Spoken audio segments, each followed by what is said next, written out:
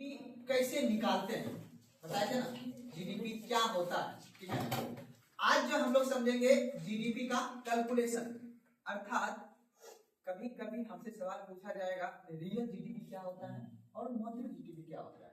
ये अभी तक एक भी बार यूज किए थे। आज आपको समझना है कि जीडीपी कितने प्रकार के होते हैं। जिस जीडीपी का हमने बात किया ना, उस जीडीपी का गणना नहीं होता है, अब दूसरे जीडीपी का गणना होता है। उसे बोलते हैं, अब इसी जीडीपी के सामने जीडीपी के सामने अब आ गया जीबीए। क्या आ गया है? ये सब टर्म आपने शायद सुना होगा, जीबीए। अब जीडीपी के माध्यम से गणना नहीं होता है, अब किसके माध्यम से होता है? आपको जीबीए समझने से पहले आपको जीडीपी का नॉलेज होना जरूरी है, तभी आप जीबीए समझ पाते हैं। इसको बोलते हैं ग्रॉस वैल्यू एडिशन। क्या है जीडीपी, इसी के बारे में हमको बताते हैं।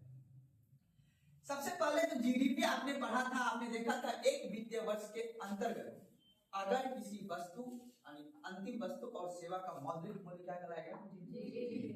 निवासी और गैर निवासी के द्वारा घरेलू सीमा के अंदर। अब हमें ये बताइए, अगर हम आपसे पूछे कि मान लेते हैं कि आपने 100 पेन का क्या किया था उत्पादन, क्या किया बाबू? उत्पादन किया। अब इस पेन का प्राइस जो आपने रखा, जिसको हम बोलते हैं कीमत बोलेंगे या प्राइस बोलेंगे, ठीक है ना। अब ये प्राइस, अब मान लेते हैं कि आपने रखा था 10 रुपए। कितना रखा था? 10 रुपए। ध्यान समझिएगा, अब जीडीपी निकालना कैसे है उसके बारे में समझना है, क्योंकि कभी कभी आपसे पूछेगा स्थिर मूल्य क्या होता है, ठीक है, चालू मूल्य क्या होता है, ठीक है ना। उसी के आधार पे हमें ये समझना है। अगर हमने किसी वस्तु का क्या किया बाबू? उत्पादन कितना किया? 100, और कीमत कितना रखा मैंने? 10। तो आप बोल सकते हो कि कितना रुपया हो गया बाबू? 1000 रुपए का मेरा क्या हुआ बाबू? अंतिम मौद्रिक मूल्य। समझ में आ रहा है? अब मान लेते हैं उत्पादन किया आपने, ठीक है, या फिर एग्जांपल के लिए अब मान लेते हैं कि यही एग्जांपल के लिए आपने 100 फैन का, ये जो फैन है ना, इसका उत्पादन किया आपने। अब इसका प्राइस मान लेते एग्जांपल के लिए आपका प्राइस है 500 रुपए। कितना है बाबू? तो कितना हो गया बाबू? 50,000 रुपए हो गया ना। मानते इस बात को? अब हमें ये समझना है कि ठीक है, मान लेते हैं आपने एक नाम सुना होगा आधार वर्ष, नाम सुने हैं आधार वर्ष। मान लेते हैं कि किसी भी वस्तु का जो उत्पादन हुआ, एग्जांपल दे रहा हूं आपको, मान लेते हैं 2024 और 25, 2024 और 25 में किसी भी वस्तु अर्थात पेन का उत्पादन, पेन लिख देते हैं यहाँ पे, इस पेन का उत्पादन हमने कितना किया बाबू? 100 पेन का उत्पादन किया 2024 और 25 में, और उस पेन, एक पेन की कीमत रखा था हमने कितना बाबू? 10,000। तो हमें टोटल जो हमारे देश में जो मौद्रिक मूल्य हुआ अर्थात जीडीपी हुआ, वो कितना उत्पादन हुआ बाबू? 1000 रुपए। ठीक उसी प्रकार हमने कोई दूसरी कंपनी ने 100 फैन का उत्पादन किया, उसकी कीमत रखी थी, प्राइस रखी थी कितना? 500 रुपए, और उसने टोटल कितना उत्पादन किया बाबू? 50,000 रुपए उत्पादन। अब हम समझना है, अगर हम ये समझ लें, आपने देखा होगा अभी जस्ट कल आपने सब देखा होगा 29 तारीख को इकोनॉमिक सर्वे आया है ना, आपने आगे यूट्यूब वीडियो चलाया होगा तो जानते होंगे। इकोनॉमिक सर्वे पोस्ट हमें ये याद रखना पड़ता है पिछले बार की जीडीपी, ठीक है ना, पिछले साल की जीडीपी, और आगे जो बजट आएगा, आगे बजट कैसे होगा। अब इसी में हमें ये देखना कि जीडीपी का ग्रोथ कितना हुआ है, अर्थात पिछली जीडीपी और इस जीडीपी में ग्रोथ कितना हुआ है। ग्रोथ कैसे देखेंगे? उत्पादन कितना हुआ है। अब उसी उत्पादन हमें यह समझेंगे कि वस्तु का उत्पादन हुआ या सिर्फ हमने प्राइस के आधार पर उत्पादन कर दिया। जैसे अगर मान लो हमने 2024-25 में 100 पेन उत्पादन किया, ये बात तो सत्य है, ठीक है ना, लेकिन अगर हम एग्जांपल देंगे बाबू रे, अब आ गया 2026-27, ठीक है ना, 2026-27 में अगर 100 पेन का उत्पादन ही हुआ, ठीक है ना, लेकिन इसकी प्राइस जो है अगर हमने बढ़ा के कर दिया 10 रुपए और बढ़ा दिया, टोटल कर दिया मैंने 20 रुपए, ठीक है ना। अब 20 रुपए कर दिया तो कितना उत्पादन हो गया? 100। अर्थात जीडीपी क्या हो? बढ़ा। लेकिन जीडीपी उत्पादन में बढ़ा या कीमत में बढ़ा? इकोनॉमिक्स कहता है कि अगर जीडीपी का ग्रोथ करना है ना तो हमें प्राइस पे नहीं उत्पादन पे ज्यादा फोकस करना है। किस पे करना है? जैसे एग्जांपल जैसे आपने देखा होगा गोभी, गोभी आप या कोई भी सब्जी आप खरीदते हो तो अब मान लेते 2024-25 में भी प्राइस उसका उतना ही था। आगे जो आएगा ठंड का मौसम जो 26-27 वाला जो होगा उसमें भी गोभी का प्राइस उतना ही रहता है। तो दरअसल कीमत स्थिर है पर उत्पादन क्या होता है? हमको बढ़ाना होता है ताकि कीमत क्या बना है? स्थिर बना है। लेकिन अब देखो ध्यान से समझना, किसी भी देश अगर विकासशील में है तो वहां पे ये कहा जाता है कि नहीं, हमें अगर जीडीपी ग्रोथ करना है ना तो हमें मौद्रिक मूल्य को नहीं बढ़ाना, हमें क्या बढ़ाना होगा? आपने जीडीपी की परिभाषा पढ़ा था, किसी भी वस्तु का उत्पादन और सेवा का मौद्रिक मूल्य क्या कहलाएगा? जीडीपी कहलाएगा, है ना? उनसे राष्ट्रीय बोलते तो हमें मुख्य रूप से किस पे फोकस करना है? उत्पादन पे, कीमत पे उतना फोकस नहीं करना है। अच्छी जीडीपी।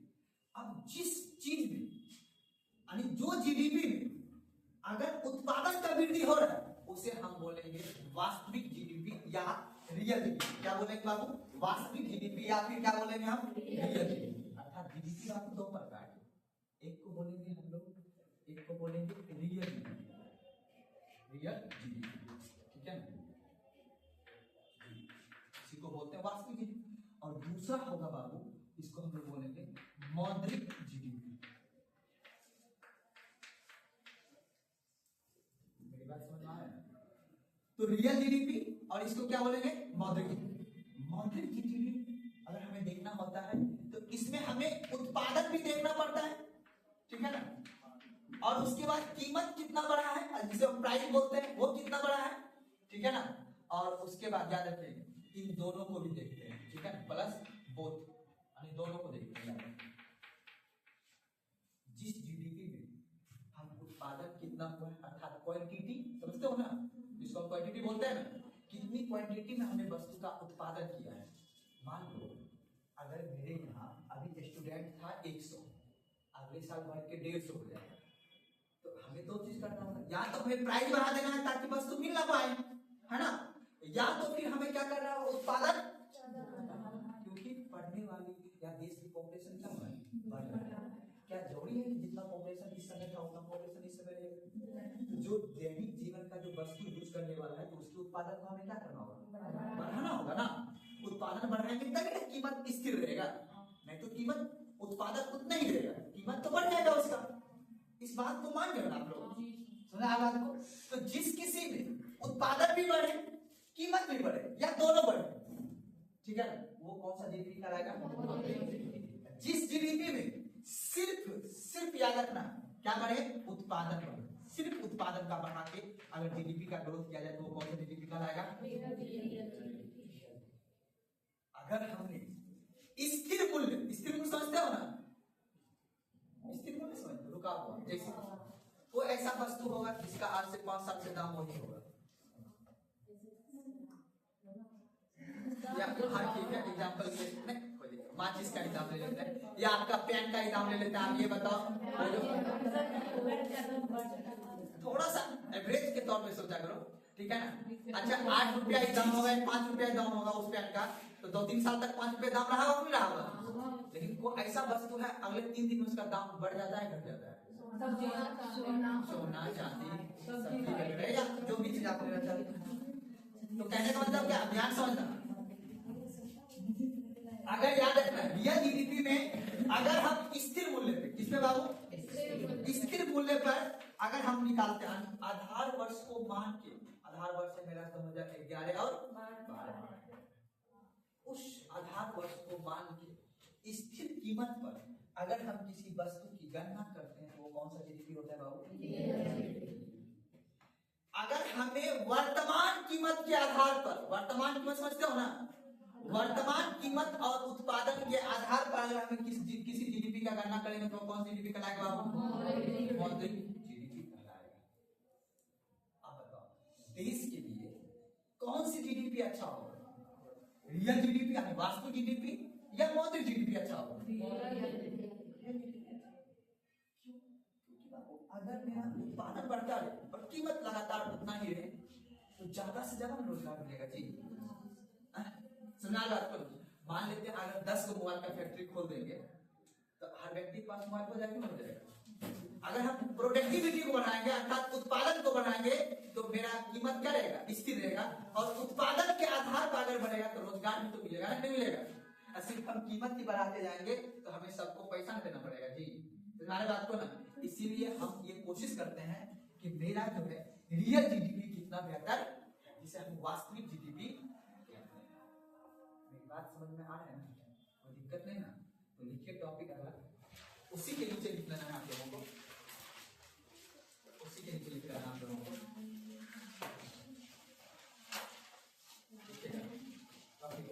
वास्तविक जीडीपी, वास्तविक जीडीपी, वास्तविक जीडीपी, रियल जीडीपी इसी को बोलते हैं।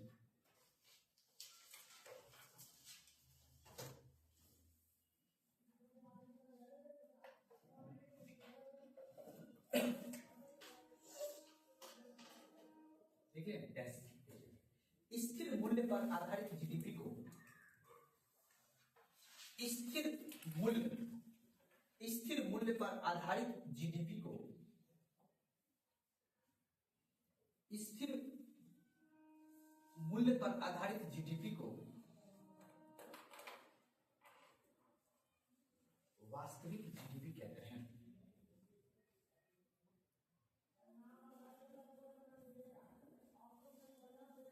वास्तविक जीडीपी कहते हैं। इसी को नीचे लिखिएगा। स्थिर मूल्य का तात्पर्य, इसी नीचे लिखिएगा, स्थिर मूल्य का तात्पर्य तो आकर तात्पर्य आधार वर्ष ब्रैकेट में 2011 स्थिर मूल्य का तात्पर्य आधार वर्ष ब्रैकेट में 2011-12 ब्रैकेट बंद। स्थिर मूल्य का तात्पर्य आधार वर्ष के मूल्य से है। स्थिर मूल्य का तात्पर्य आधार वर्ष के मूल्य से है।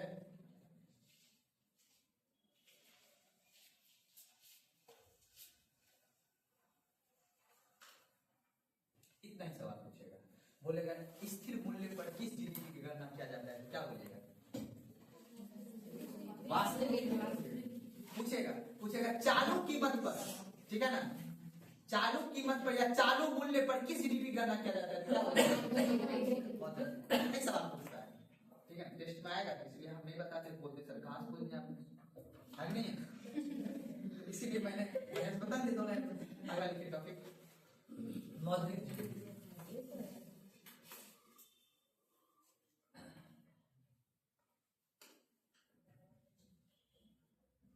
मौद्रिक जीडीपी डैश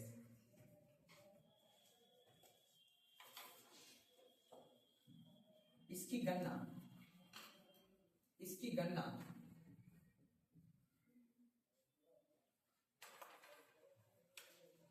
चालू कीमत पर की जाती है।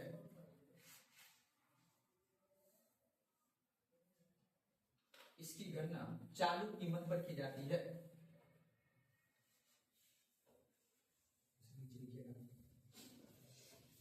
चालू कीमत का तात्पर्य, उसे नीचे लिखना है, चालू कीमत का तात्पर्य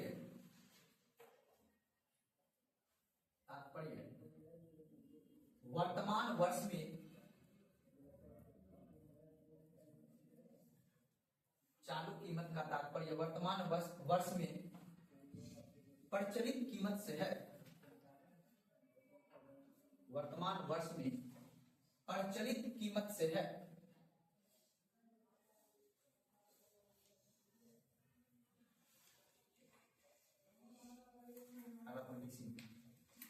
मौद्रिक जीडीपी में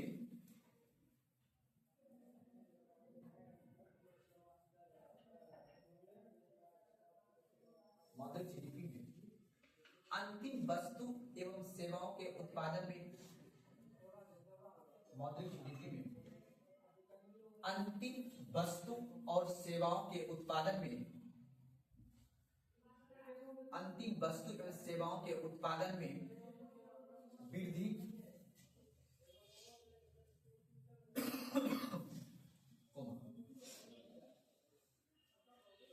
चालू कीमतों में वृद्धि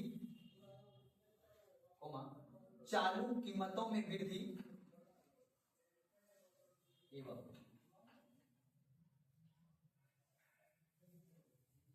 दोनों के माध्यम से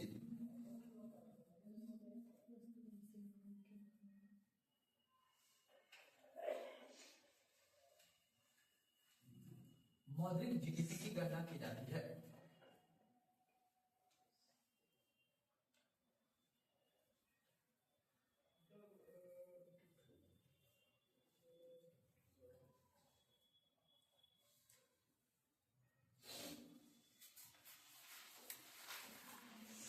कोई दिक्कत?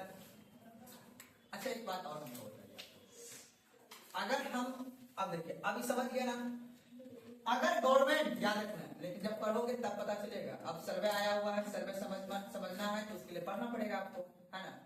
अब देखिएगा, आपको देखिए अगर बजट पढ़िएगा तो उसमें देखिएगा कि पिछले सर्वे जो आया उसी में कि मौद्रिक जीडीपी बढ़ा है या कौन सा जीडीपी बढ़ा है। सरकार क्या करता है, किसी सेक्टर में मौद्रिक जीडीपी को बढ़ा देता है और किसी सेक्टर में रियल जीडीपी को बढ़ा देता है। अगर रियल जीडीपी स्थिर है तो भी मौद्रिक जीडीपी को बढ़ाया जा सकता है। कैसे? कीमत बढ़ा देंगे, पैसा उतना आ जाएगा जी। हमने पेन का उत्पादन किया 100 ही, हमने कीमत बढ़ा दिया 20 रुपए, तो हमें पिछला साल हुआ था 1000, आप कितना हो जाएगा 2000 रुपया मेरा हो जाएगा यहाँ पे उत्पादन, मेरा इनकम हो जाएगा 2000 रुपए। हमने उत्पादन उतना ही रखा, उत्पादन स्थिर रखा, पर कीमत को मैंने क्या कर दिया, बढ़ा दिया। तो अर्थात हम कह सकते हैं कि अगर हम रियल वास्तविक जीडीपी को अगर स्थिर रखेंगे तो भी मेरा मौद्रिक जीडीपी क्या हो जाएगा, बढ़ जाएगा।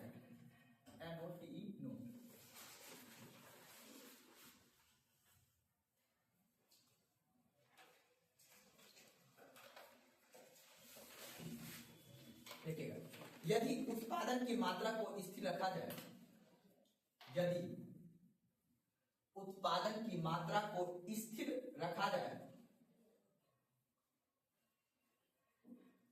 यदि उत्पादन की मात्रा को स्थिर रखा जाए तो भी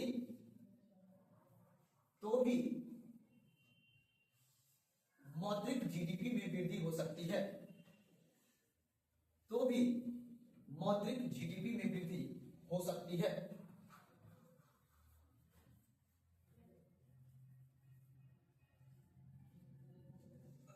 उसी के नीचे अगला पॉइंट लीजिएगा, नोट लीजिएगा, वास्तविक जीडीपी में वृद्धि केवल वास्तविक जीडीपी में वृद्धि केवल वास्तविक जीडीपी में वृद्धि केवल तभी हो सकती है, वास्तविक जीडीपी में वृद्धि केवल तभी हो सकती है जब उत्पादन की मात्रा में वृद्धि हो।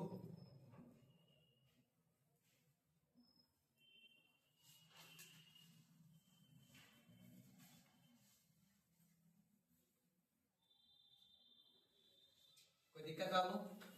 अगला पॉइंट दे दिया ना, अब सुन लीजिए पहले, कोई दिक्कत है ना यहाँ पे समझने में। वास्तविक जीडीपी में, रियल जीडीपी में सिर्फ एक वजह से वृद्धि कर सकते हैं आप, क्या बढ़ा के, उत्पादन बढ़ा के कर सकते हैं बउआ। लेकिन मौद्रिक जीडीपी में अगर आपने रियल जीडीपी को स्थिर रखने के बावजूद भी आपकी मौद्रिक जीडीपी क्या कर सकता है। मान लो एग्जांपल के लिए इस साल अर्थात 2025 में किसी वस्तु का उत्पादन बरसात की वजह से नहीं हो पाया, ठीक है ना, बरसात की वजह से क्या हुआ, नहीं हो पाया। फसल ही एग्जांपल देता हूं, आलू ही, तो हम क्या करेंगे, उसका फटाक से प्राइस बढ़ा देंगे। जब प्राइस बढ़ा देंगे तो ऑटोमेटिक क्या होगा, मेरा जीडीपी ग्रोथ कर जाएगा। सर सप्लाई कम होने के कारण प्राइस बढ़ता है। अगला पॉइंट वही पढ़ाएंगे ना अभी आपको। कहने का मतलब आपका है कि सर बाजार में जो किसी वस्तु का मांग है मांग समझते हो ना, या समझ उसकी अगर पूर्ति करना हो, ठीक है ना, इसीलिए तो हमें रियल जीडीपी में उत्पादन को बढ़ाना होता है ना। अब मान लो किसी वजह से उत्पादन नहीं हो पाया, अगर मेरा जीडीपी देश का खराब रहेगा, ग्रोथ नहीं रहेगा ना जीडीपी का, तो मेरे देश में निवेश नहीं होगा, और निवेश नहीं होगा तो रोजगार नहीं मिलेगा। मेरी बात समझ रहे हो ना। अगर देश में उत्पादन को नहीं बढ़ाएंगे, अगर मान लो कि मखाना का खेती अच्छा से नहीं करवाएंगे, उसके लिए सब्सिडी नहीं देंगे, तो फिर एनएच कैसे बनेगा? फिर दरभंगा में जो हमने एम्स बनाया है, दरभंगा में जो मैंने एयरपोर्ट बनाया, इतना इन्वेस्ट करके सरकार ने बनाई है, उस पर आदमी चढ़ेगा कौन? पैसा रहेगा नहीं तो चढ़ेगा कौन? उसके लिए हमें उत्पादन करना होगा किसी वस्तु का, और उत्पादन करने के लिए हमें पैसा देना होगा ना। खेती कीजिए आप, और खेती करके आप जो कमाइएगा उसके बदले में हमें टैक्स दीजिए आप। हम लोग सरकार के एक लोकतांत्रिक व्यवस्था में, हम सरकार का एक लेबर है, हमारा ये कर्तव्य बनता है कि देश की सेवा करने के लिए हमें टैक्स देना होगा, और टैक्स आप तभी दे सकते हैं तो सरकार के दायित्व है कि आपके लिए रोजगार का प्रावधान करे। बस इतना ही बात है कि नहीं है? अब देखिए, आपको ये समझना है कि अगर बाजार में, ठीक है ना, किसी वस्तु का आपूर्ति करना है, यानी पूर्ति करना हो, तो उसके लिए हमें मौद्रिक जीडीपी बढ़ाना होगा या फिर रियल जीडीपी बढ़ाना होगा? रियल जीडीपी बढ़ाना होगा। बाजार में किसी वस्तु के मांग को अगर पूर्ति करना है, उसके लिए क्या करना होगा? अब मान लो अगर अपना मैसूर बाजार में अगर किसी वस्तु का उत्पादन कम हो गया, क्या हो गया है? कम, ऑटोमेटिक उसकी प्राइस क्या हो जाएगी? क्योंकि किसी भी वस्तु की अगर मांग ज्यादा होगा और उसकी पूर्ति कम है, ऑटोमेटिक उसकी प्राइस क्या हो जाएगी? जब प्राइस बढ़ जाएगी तो सरकार क्या करेगा? सरकार उसके लिए सभी व्यक्ति को लोन सस्ते दाम पर देगा। मेरी बात समझ में आया नहीं आया? अगर आपके पास पैसा, सरकार ने आपको 10-10 हजार रुपया दिया, महिला लोगों को दिया नहीं बिहार में, उसके पास क्या दिया? पैसा। तो अब हमने क्या करना है? हमें मौद्रिक जीडीपी को क्या करेंगे? बढ़ा देंगे। उत्पादन उतनी होगा, हम उसके लिए क्या कर देंगे? मौद्रिक जीडीपी को बढ़ा, कीमत को बढ़ा देंगे। और जब कीमत बढ़ जाएगी, जियो का रिचार्ज जो 239 का होता था उसका दाम बढ़ गया ना, बढ़ा या नहीं बढ़ा? तो इसीलिए हमने क्या बढ़ा दिया? मौद्रिक जीडीपी को बढ़ा दिया। समझ में आया? किसी को ऐसा है जिसको नहीं समझ में आया हमसे पूछ लेना बाबू, ये सब स्टेटमेंट वाला सवाल है। वास्तविक जीडीपी में, अगला पॉइंट देख लीजिएगा, वास्तविक जीडीपी में,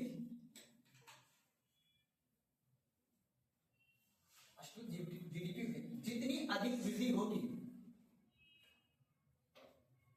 वास्तविक जीडीपी में जितनी अधिक वृद्धि होगी,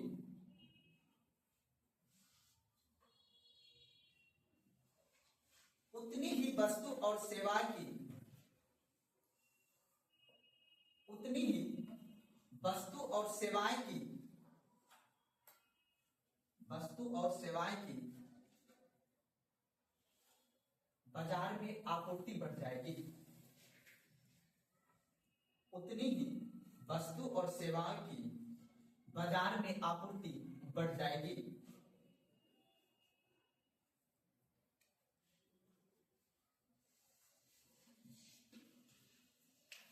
समझ आया बाबू? अगर रियल जीडीपी बढ़ेगी मेरा, तो रियल जीडीपी जब बढ़ेगा तो ऑटोमेटिक है हमारे मार्केट में जो बाजार है मेरा, उस बाजार में वस्तु का आपूर्ति होने लगेगा, और वस्तु का जब आपूर्ति होने लगा बाजार में, तो मेरा कारक क्षमता अर्थात कारक लागत जो है वो क्या हो जाएगा? ज्यादा बढ़ेगा। और ज्यादा अर्थात आसान भाषा में समझो, अगर आपकी वस्तु मिलने लगेगा तो वस्तु जब उत्पादन करेंगे तो उसके लिए तो लेबर भी ज्यादा, अर्थात रोजगार ज्यादा मिलेगा। पहले मान लो कि एक उद्योग में मोबाइल कंपनी था, मोबाइल बनने का या गाड़ी बनने का, अब वस्तु का मांग ज्यादा होने लगा, तो सरकार के पास दो विकल्प है, या तो बोलेगा कीमत ही इतना बढ़ा दो कि आदमी खरीद ना पाए, ठीक है, फिर सरकार बोले नहीं कीमत घटा दो, और कीमत घटा देंगे या कीमत को स्थिर रख देंगे, तो हम क्या करेंगे बाबा? उत्पादन को बढ़ा देंगे। हम एक कंपनी की जगह 10 कंपनी खोलेंगे। इसीलिए आपने देखा होगा कि जीएसटी 2 पॉइंट लाया मैंने, जीएसटी रेट को कम किया और उसके बाद मैंने उत्पादन को क्या कर दिया? बढ़ाया। क्यों? क्योंकि जो जापान से या विदेश से जो निवेश करता आए थे कि कंपनी खोलेंगे, तो कंपनी तभी आपने देखते हो अपने बिहार में या भारत देश में अभी फेमस बन गया है कि हमें बनना है उद्योगपति, हमें बनना है इंटरप्रेन्योरशिप, बोलता है नहीं बोलता है? तो इंटरप्रेन्योरशिप जो बनोगे, उत्पादन बढ़ाओगे ना जी, उत्पादन बढ़ाओगे तो इसके लिए आपको क्या करना होगा? बोले नहीं, कीमत को स्थिर रखना होगा और उसके बाद उत्पादन को बढ़ाना होगा। जब उत्पादन बढ़ेगा तो ऑटोमेटिक अपने देश का जीवन शैली क्या होगा? बेहतर होगा। जब जीवन शैली बेहतर होगा तो हम तब बोलेंगे कि मेरा आर्थिक विकास हो रहा है। क्या हो रहा है? ऐसे में क्या हो जाएगा बाबू? सिर्फ कीमत बढ़ेगा तो हमें होगा आर्थिक समृद्धि, अर्थात पैसे वाला व्यक्ति ही पैसा वाला बनेगा। इकोनॉमिक सर्वे में ही आया है बाबू, मात्र देश के 2% पूरा विश्व के 2% लोगों के पास जो है 85% का संसाधन मात्र 2% लोगों के पास है। तो बताओ, समानता में आर्थिक समानता की जो बात की गई अपने देश में वो कहाँ है? मेरी बात समझ में आ रहा है ना? 2% लोग के पास ही देश के पूरा देश का पैसा जो है ना, 85% पैसा 2% लोगों के पास है। बाकी 15% पैसा जो है ना 98% लोग के पास है। तो सोच सकते हो, मेरी बात समझ में आया क्या बोल रहे हो ना? तो इसीलिए आप समझ सकते हो कि अभी देखो सभी क्लास में बैठे हुए हैं, या पटने में पूरा बिहार का ही देख लो, सब 19-20 में है। आर्थिक स्थिति हो कि नहीं? कोई 20,000 हो तो कोई 19,000 को 18,000 को 1 लाख हो तो, लेकिन 2% आदमी जो अरबपति है, अडानी जैसा आदमी, टाटा जैसा आदमी, तो वही 2% होगा जी। एक्टर वगैरह, खिलाड़ी वगैरह सब वही 2% होगा कि नहीं होगा? बाकी आप लोग तो सिर्फ कमाना है, खाना है, जीवन काट के यहाँ चले जाना है, अंतिम मूल्य यही है ना जी। लिखेगा इसके नीचे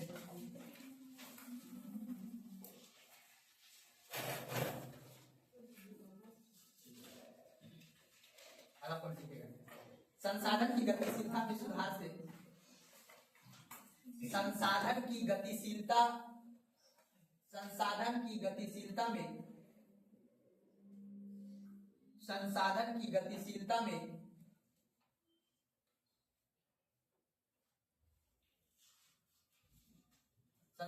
गतिशीलता में सुधार होने से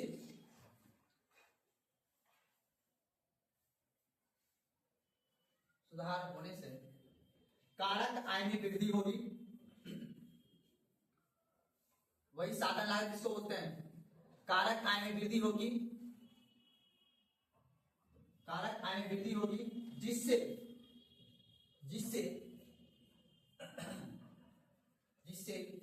लोगों का जीवन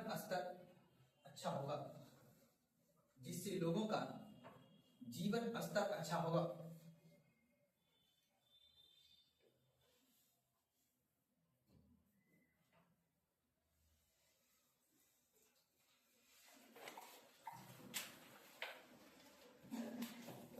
कोई दिक्कत? अब एक प्रॉब्लम और आ गया देश में। क्या प्रॉब्लम आ गया? बोला ठीक है, हम ये तो रियल जीडीपी और मौजूद जीडीपी पर तो हैं, लेकिन हमें ये पता नहीं चल पाता है अपने देश में कि यार, ध्यान समझना, कि हमने देखा कि किसी वस्तु का क्या करना है बाबू? उत्पादन, और हम जीडीपी में उसी वस्तु का गणना करते हैं जो अंतिम वस्तु है ना, और सेवा का ही गणना करते हैं। उससे हमें लगता है कि मेरा देश अच्छा जीडीपी बढ़ तो रहा है, लेकिन अगर मान लेते हैं एग्जांपल के लिए, ध्यान समझना, बीज, मान लो बीज का मेरा उत्पादन हुआ है, एग्जांपल के लिए मान लेते हैं कि मध्य प्रदेश में। कहां हुआ बाबू? और बीज से बना मान लेते हैं कपास, बीज को रोपा मेरे खेतों में, क्या बना इसे जी? कपास कहां हुआ बाबू? गुजरात में।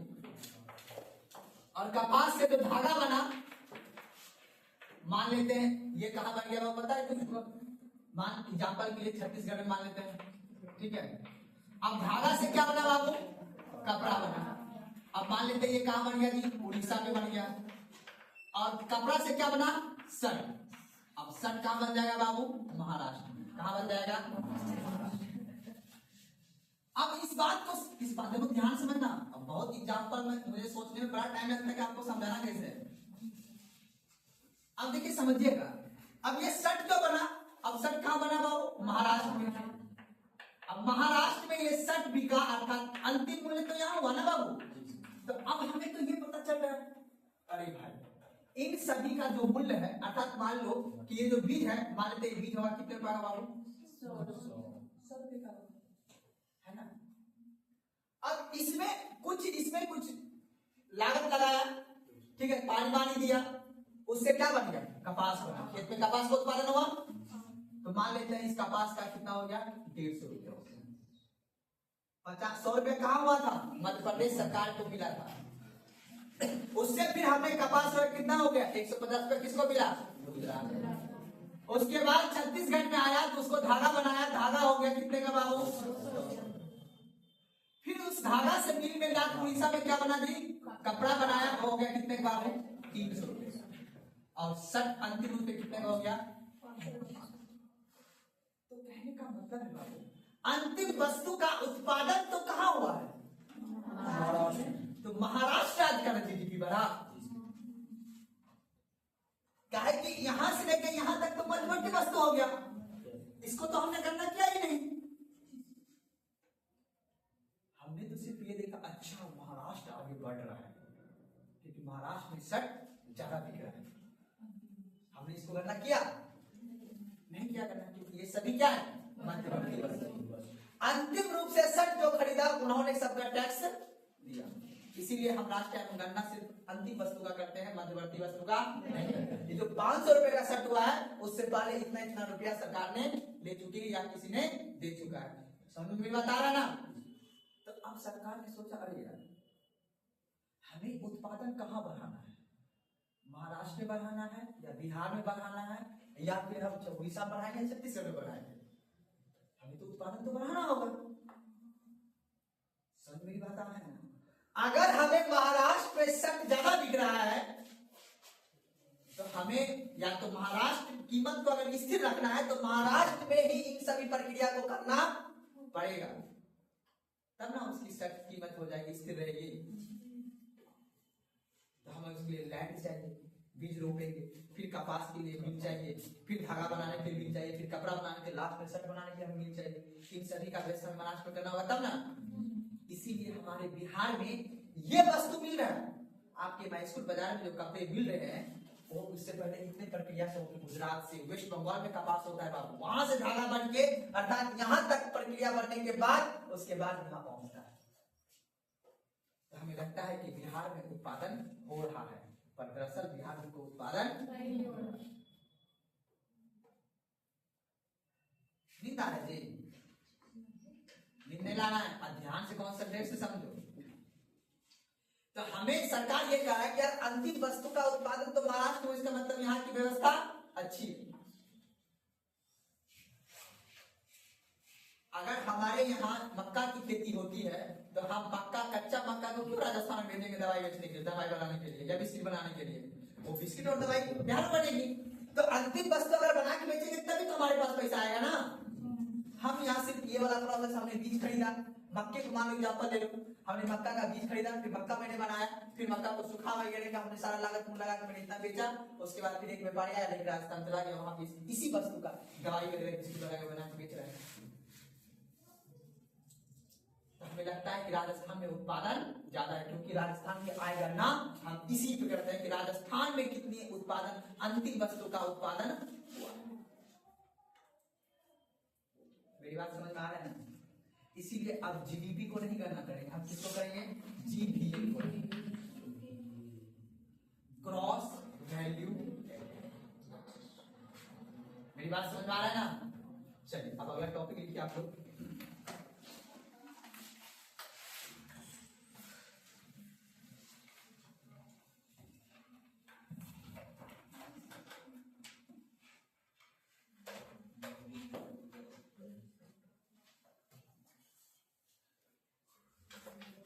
टॉपिक लिखिएगा राष्ट्रीय आय का मापन विधि, जो लिखा है तो याद है ना, लिखिएगा उसी में राष्ट्रीय आय के मापन विधि टॉपिक लिख दीजिएगा, उसके नीचे लिखना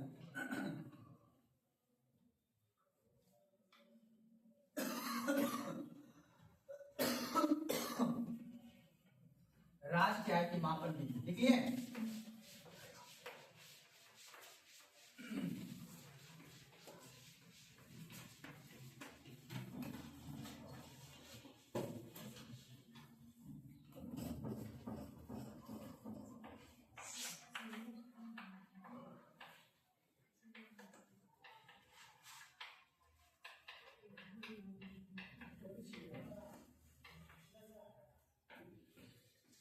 अब देखो बाबा, राष्ट्रीय आय की मापन विधि कितने प्रकार के होते हैं? 3 प्रकार से हम नेशनल इनकम की मेजरमेंट करते हैं। क्या करते हैं? मापते हैं। एक होता है उत्पादन विधि। कौन सा होता है बाबू? जो आपने पढ़ा भी है, उत्पादन विधि। एक होता है आय विधि। कौन सी होती है बाबू? आय विधि के माध्यम से भी हम राष्ट्रीय आय की गणना कर सकते हैं। और एक होता है कौन सा? व्यय विधि। खर्च के माध्यम से भी हम ये पता कर सकते हैं हमारे देश की राष्ट्रीय आय। और याद रखना, हमारे देश की जो आय है अर्थात राष्ट्रीय आय है, उसको इन्हीं माध्यम से हम गणना। तो ये जो उत्पादन विधि जो अभी हमने आपको समझा रहे थे कि हम जीडीपी में जो राष्ट्रीय आय में काउंट क्या करते हैं? अंतिम वस्तु और सेवा का मौद्रिक मूल्य काउंट करते हैं। अर्थात हम वस्तु का उत्पादन का भी, उसके बाद आय विधि। आय समझते हो? इनकम। अगर हमारे देश में रोजगार सभी को दे दिया जाए तो क्या इनकम सबके पास नहीं होगा? उत्पादन बढ़ेगा तो उद्योग खुलेगा, उद्योग खुलेगा तो व्यक्ति के पास आय होगा। जब व्यक्ति के पास आय होगी, इनकम होगी, तो उसी में वो क्या करेगा? खर्च करेगा, व्यय करेगा। अब व्यय 3 आदमी करता है वो। एक करता है हाउस, घर हम लोग वाले व्यक्ति, और एक करता है फॉर्म, फर्म जिसे बोलते हैं, फर्म बोलते हैं कंपनी। और एक कौन करता है बाबू? गवर्नमेंट। सुना बात को ना? तो याद रख लेना है कि व्यय जो हम लोग करते हैं, इस विधि से भी हम राष्ट्रीय आय का पता कर सकते हैं, आय विधि से भी कर सकते हैं, और उत्पादन विधि से। क्वेश्चन पूछेगा निम्नलिखित में से कौन सा बिजनेस से राष्ट्रीय आय गणना नहीं की जाती है? ये बाबू उसमें दिया रहेगा मुद्रा स्थिति, लिखे हैं हमने। ट्यूशन में क्वेश्चन है तो बना देना। तो बस याद रखना है कि हम राष्ट्रीय आय जो हम दिन भर से इतना देर से बुक लेते हैं आपको कि राष्ट्रीय आय की जो हम गणना करेंगे, और राष्ट्रीय आय जो हमने पढ़ा, अब इसकी मेजर जो करना है, गणना करना है, इसी 3 विधियों से हम राष्ट्रीय आय क्या करते हैं? गणना करते हैं। कि बउआ के अपने देश में उत्पादन कितना हुआ है। जब अगर उत्पादन बढ़ेगा, समझ बात को ना, यानी वस्तु का उत्पादन बढ़ेगा तो ऑब्वियसली बात है उसमें क्या करना होगा? कंपनी खुलेगा नहीं खुलेगा? बताइए। और जब कंपनी खुलेगा तो सभी को कंपनी में क्या मिलेगा? रोजगार। और रोजगार जब मिलेगा तो जितने भी यहाँ के जनता है उसको, उसकी आय क्या होगी? बढ़ेगी। आय में क्या होगी? वृद्धि होगी। जब आय वृद्धि होगी तो उसके लिए हमारा ब्याज भी क्या होगा? ब्याज में भी क्या हो जाएगा? बोलो। अब बताओ उत्पादन कब होगा? उत्पादन अपने देश में कब होगा? जब क्या होना चाहिए बाबू? निवेश। क्या होना चाहिए? अगर आपको पहला चैप्टर याद होगा ना हुआ, तभी आप समझ पाओगे। तभी वो जो मैंने बताया अर्थव्यवस्था का प्रकार, हमने निश्चित अर्थव्यवस्था की तरफ से क्यों हम थोड़ा थोड़ा कैपिटलिस्ट अर्थात पूंजीवादी अर्थव्यवस्था की तरफ हम बढ़ना चाह रहे हैं, उसके पीछे का रीजन यही है कि हमारे देश के संविधान के प्रस्तावना में हमने दिया है आर्थिक समानता की बात की है। कौन समानता की? चाहते हो ना कि सब अमीर बने? जी सर। तो आर्थिक समानता कब बढ़ेगा? जब हमारे देश में निवेश होगा। जब हमारे देश में निवेश होगा तभी बाबू यहाँ पे क्या होगा? अन्यथा उससे पहले सुना बात को ना? बोलो जी। अब याद रखना है इसी उत्पादन विधि को, उत्पादन विधि का नाम बदल के कर दिया है बाबू मूल्यवर्धन विधि। कौन सा कर दिया है? मूल्यवर्धन विधि, जिसे हम इंग्लिश में बोलते हैं ग्रॉस वैल्यू एडेड। क्या बोलते हैं? Gross value added. Value added, GVA। अब बताइए उत्पादन विधि का नाम परिवर्तन करके मोदी जी ने क्या कर दिया बाबू? GVA, gross value added. अर्थात याद रखना ग्रॉस वैल्यू एडेड का मतलब समझ रहे क्या होता है? हम जो वस्तु उत्पादन कर रहे हैं उसके उत्पादन करने में जो लागत लगा हुआ है उसमें हम वैल्यू को क्या होता जा रहा है? आपने देखा था कि जो कपड़ा 20 था, 20 से क्या बना? कपास बना। 100 से दाम उसका कितना हो गया? 100। उसमें वैल्यू ऐड हो गया ना। फिर उसके बाद कपास से क्या बना? धागा बना। धागा बना ना जी, फिर उसमें भी वैल्यू एडेड कर दिए, उसका भी दाम बढ़ गया। फिर धागा से क्या बना, कपड़ा बना, और कपड़ा से क्या बना, शर्ट। तो उत्पादन का जो विधि है मतलब बाबू, इस उत्पादन की विधि का नाम बदल के क्या कर दिया हमने, तो वही जो उत्पादन विधि हम बता रहे थे आपको, इसी का ना अंतिम रूप से हम एनाइन काउंट करते हैं। जब एनाइन में काउंट करते हैं इस चीज को, तो आपको ये समझ लेना है कि बाबू उत्पादन में हम ग्रॉस वैल्यू एडेड भी अब करते हैं। लिखिए टॉपिक उत्पादन विधि, पहला लिखिएगा उत्पादन विधि।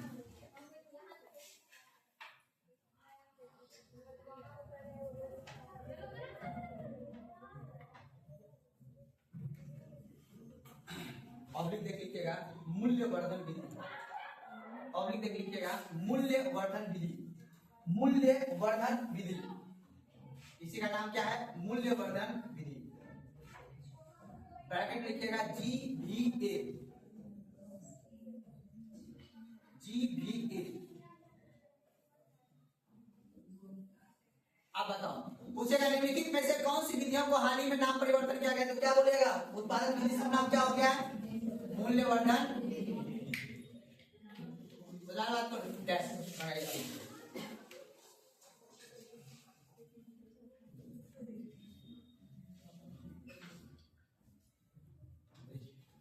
किसी अंतिम वस्तु या सेवा का उत्पादन करने के लिए, लिखिएगा डैश देखिए, किसी अंतिम वस्तु या सेवा का उत्पादन करने के लिए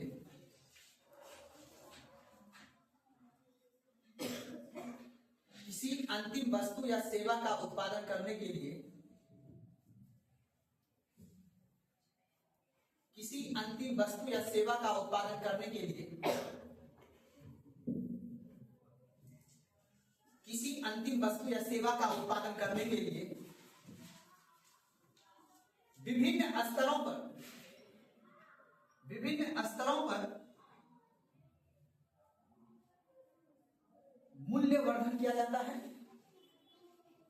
मूल्यवर्धन किया जाता है।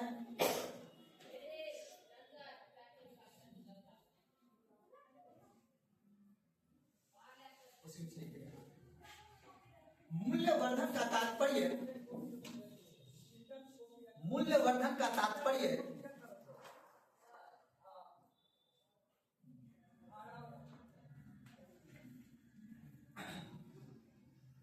वस्तु के स्वरूप को परिवर्तन करने में, मूल्यवर्धन का तात्पर्य वस्तु के स्वरूप को परिवर्तन करने में,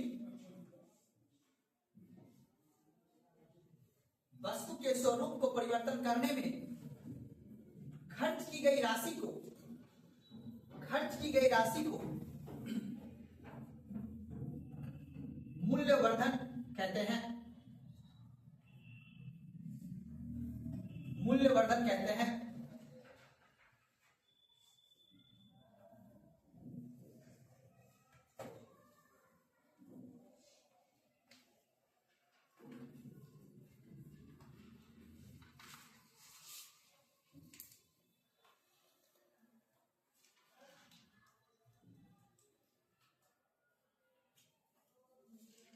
कोई दिक्कत समझ में आया ना। अगर किसी वस्तु का स्वरूप में अगर आप परिवर्तन कीजिएगा, मान लेते एग्जांपल के तौर पे आपने खरीदा मुर्गा, क्या करता जी, मुर्गा का नाम सुना है ना जी सर, हम बहुत सुने हैं मुर्गा का नाम सुने हैं आप लोग। आप वो बताइए उसमें मूल्यवर्धन करना है, क्या करना है, आप उसमें तो काटना है, फिर उसमें मसाला मिलाइएगा जी, फिर मसाला में फिर गैस पे जाकर उसको पकाइएगा ना, पकाने के बाद फिर वो मुर्गा जो 200 रुपए केजी था, अब वो पकने के बाद वो 500 रुपए 400 रुपए केजी हो जाता है ना। तो अगर किसी वस्तु के स्वरूप में आपने परिवर्तन कर दिया, और स्वरूप के परिवर्तन करने में खर्च की गई राशि क्या कहलाता है, मूल्यवर्धन। क्या कहलाता है, मूल्यवर्धन, अर्थात ग्रॉस वैल्यू। यही है उत्पादन की विधि। समझा बात को ना, उसी में चलते हैं।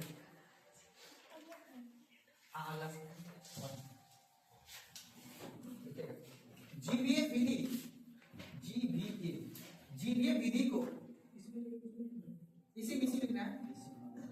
जीवीए विधि को वित्तीय वर्ष 2015-16 में जीवीए विधि को वित्तीय वर्ष 2015-16 में प्रारंभ किया गया।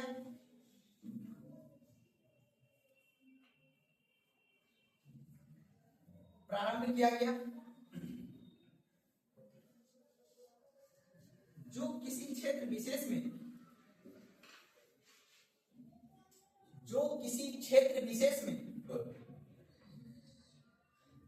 उत्पादित कुल वस्तु एवं सेवा के मूल्य का उत्पादित कुल वस्तु एवं सेवाओं के मूल्य जो किसी क्षेत्र विशेष में उत्पादित कुल वस्तु एवं सेवाओं के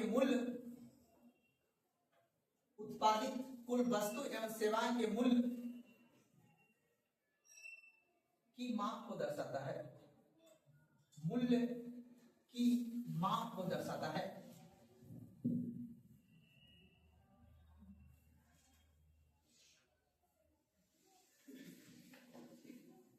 कोई दिक्कत? अब एक बात और, कितना दिन से चिल्ला रहे फैक्टर कॉस्ट चिल्ला रहे ना, याद रख लेना है। वित्तीय वर्ष 2015-16 से अब मार्केट प्राइस पे ही सब राष्ट्रीय आय गणना किया जाता है, फैक्टर कॉस्ट पे। अब सर जब नहीं किया जाता तो इतना फॉर्मूला रटवाने क्या जरूरत है? जरूरत तो मेरा भी नहीं था, समय बच जाता ना। एग्जामिनर जो है ना वो देखना चाहता है कि बच्चा एनसीईआरटी पढ़ा है कि नहीं, क्योंकि एनसीईआरटी छपा था पहले 2000 ईस्वी में एनसीईआरटी छपा हुआ, अब उसमें दिया है फैक्टर कॉस्ट, साधन लागत। जब तुम लोग पढ़ोगे या एग्जामिनर पढ़ के वहां से क्वेश्चन पूछेगा फिर बोलोगे अरे बात को ना। तो आज याद रखना है, अब राष्ट्रीय आय में गणना जो है साधन लागत का नहीं किया जाएगा, किसका किया जाएगा? बाजार मूल्य का। किसका किया जाएगा? क्योंकि ग्रॉस वैल्यू एडेड जो हमने वित्तीय वर्ष, अब उत्पादन विधि का नाम बदल के क्या हो गया है? मूल्यवर्धन। कब क्या गया है? 2015 वित्तीय वर्ष 2015।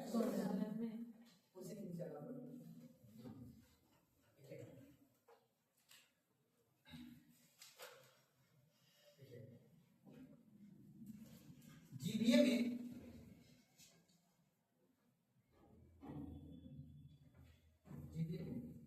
साधन लागत की जगह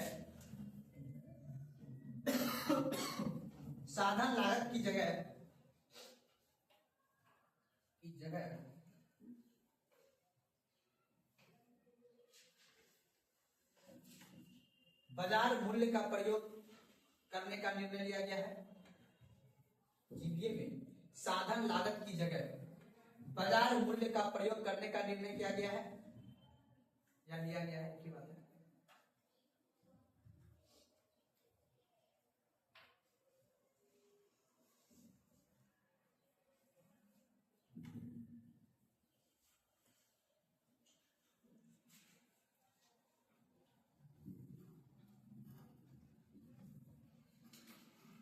कोई दिक्कत? समझ आ जा रहा? पूछेगा अब बताइए, अगर आप लोग जीवीए देखिएगा तो आप बोल दीजिएगा ना, ये राष्ट्रीय आय की मापक की क्या है? GVA, gross value. राष्ट्रीय आय की गणना करने के जितने विधि है, अब हम इसको बोल सकते हैं तो मूल्यवर्धन विधि, आय विधि, या दूसरा टॉपिक लिखिए आय विधि।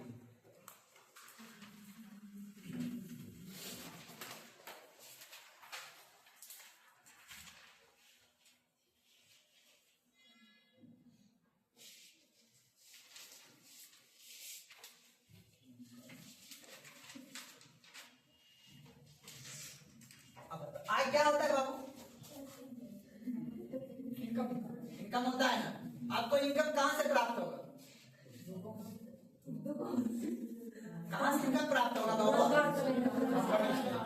अगर मान लो किसी व्यक्ति के द्वारा दुकान को रेंट पे लगा दिया जाए, उससे तो आय प्राप्त होगा नहीं होगा जी?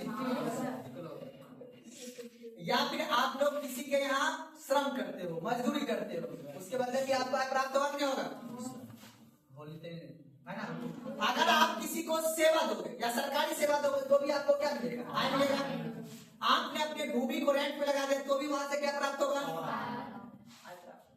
और इसी इसी आय के माध्यम से भी हम राष्ट्रीय आय की गणना कर सकते हैं। तो मैंने बताया उत्पादन की विधि से, और दूसरा और आय कब अच्छा होगा, जब आपके यहाँ उत्पादन। समझ में आ रहा है, कोरिलेट कर रहे हैं बात को क्या? सर एक चीज पूछना चाह रहे थे, आज मतलब गवर्नमेंट एक न्यूज़ देख रहे थे, कॉल भी लगा रहे थे, इंटरेस्ट रेट एक बार घटा के दिया गया, 12 से 8% कर दिया गया। नहीं समझे, फिर से बोलिए। आई जीएसटी के बारे में बोल रहे हैं। जीएसटी के बारे में है, तो बैंक जो लोन देती है, हाँ हाँ, 12% सीधा 8% क्यों कर दिया गया? ये जब आप बैंक वर्ड बोले तो बैंकिंग चक्र में है, लेकिन एक मिनट के लिए आपको बता देते हैं, ठीक है ना। व्यक्तिगत सवाल है आपका। आज क्या है ना, आज क्या रीजन ना हुआ, समझो रीजन कैसे है?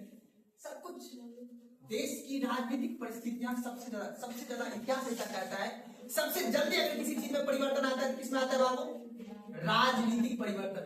और राजनीतिक परिवर्तन होगा, अभी यूपी में क्या है? चुनाव। वेस्ट बंगाल में क्या है? तो सरकार को ये देखना है कि सत्ता किसकी आनी चाहिए, और सत्ता किससे आएगा? वोट से। वोट मिलेगा कब?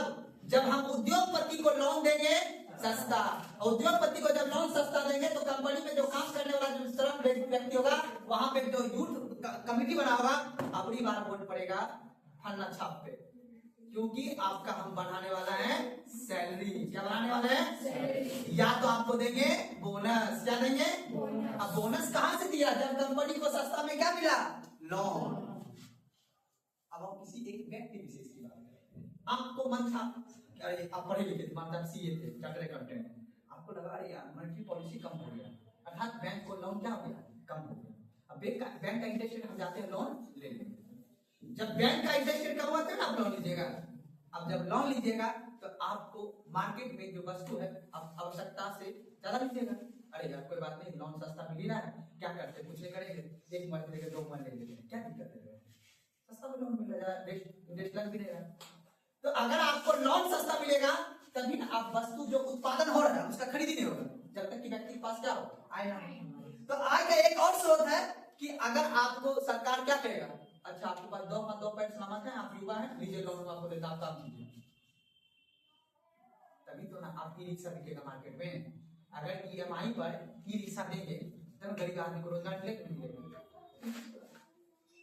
इसीलिए सरकार क्या करता है, समय समय पे इंटरेस्ट यानी बैंक के रेट को क्या करता है? कम करता है, ताकि सरकार के जनता के पास पैसा अधिक मात्रा में पहुंचे। जब जनता के पास अधिक मात्रा में पैसा पहुंचेगा तो जो मेरा वस्तु कंपनी में उत्पादन किया हुआ है, बाइक लगा हुआ है सब शोरूम में, उसको खरीदेगा कौन? खरीदने के लिए क्या चाहिए? सस्ता में लोन। आइए 0% पे आप ले जाइएगा, मतलब अरे ऐसा नहीं करते हैं, टीवीएस ले लेंगे, पल्सर ले लेते हैं, दिखा देना सरकार आपको। ये है इकोनॉमिक्स, इसको समझना पड़ेगा। अब समझ में आया ना, इसीलिए ये सब चैट होता रहता है। चलिए आइए अब हम क्या पढ़ेंगे? आय। क्या पढ़ेंगे बाबू? आय। समझ गए ना आपको कहां से मिलता है? जहां आप सेवा दीजिएगा वहां से आपको क्या मिलेगा? अच्छा समझ में आया? बात नहीं, लक्ष्मी मारेंगे फिर। चलिए लिखिए,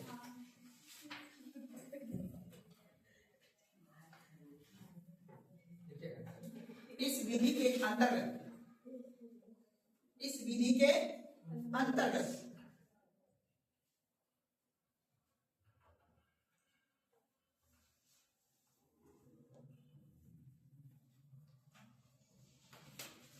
क्या लिखेंगे? इस विधि के उत्पादन प्रक्रिया के दौरान, इस विधि के अंतर्गत उत्पादन प्रक्रिया के दौरान, उत्पादन प्रक्रिया के दौरान उपभोक्ता को प्राप्त आय का योग, उत्पादन प्रक्रिया के दौरान उपभोक्ता को प्राप्त आय के दौरान, उपभोक्ता को प्राप्त आय का योग,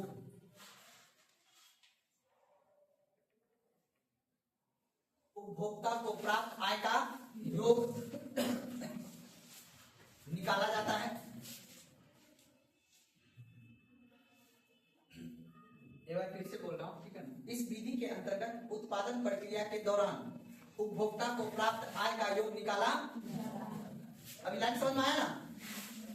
कह रहे हैं हम कि अगर उत्पादन की प्रक्रिया हम कहाँ कर रहे हैं, यहाँ पे हमने किसी वस्तु का क्या किया, अब उत्पादन करेंगे तो कोई आप उपभोग व्यक्ति को लाइएगा, उपभोग मतलब व्यक्ति को लाइएगा जी, आप आपकी वस्तु को क्या करेगा, खरीदेगा, उपभोग करेगा, यूज करेगा।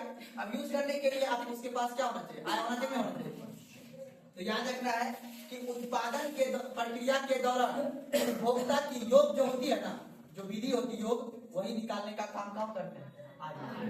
इससे पता चलता है कि अपने देश की आय, अर्थात हमने ये देखते हैं, मान लेते हैं कि मैसूर बाजार में हमने 500 बाइक को शोरूम में रखा और देखते हैं उसको बिकने में कितना टाइम लगता है। तो इससे ये पता चल जाएगा हमने वस्तु उत्पादन करके मैंने इतना रख दिया है यहाँ पे, अब व्यक्ति के पास आय होगा तो वस्तु जल्दी बिक जाएगा, है कि नहीं है बाबू। और इन दोनों का जोड़ यानी उत्पादन वस्तु और इन दोनों के जोड़ से हम पता कर ले, अच्छा मैसूर वाले देखने में गरीब है लेकिन है सब अमीर। इससे मतलब समझ जाएंगे कि यहाँ के व्यक्ति के पास क्या है, आय अधिक है। समझ बात को, इन दोनों वस्तु के बिकने के बाद क्या पता चलेगा कि व्यक्ति के पास पैसा है या नहीं है। सोनार की दुकान पे भीड़ रहता है नहीं,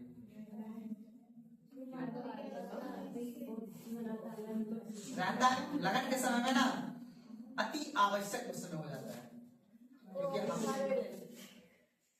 सेविंग पैसा को निकालते हैं, क्योंकि बिटिया को या बेटा को या दूल्हा बाबू को क्या देना है, रिंग, क्या देना है,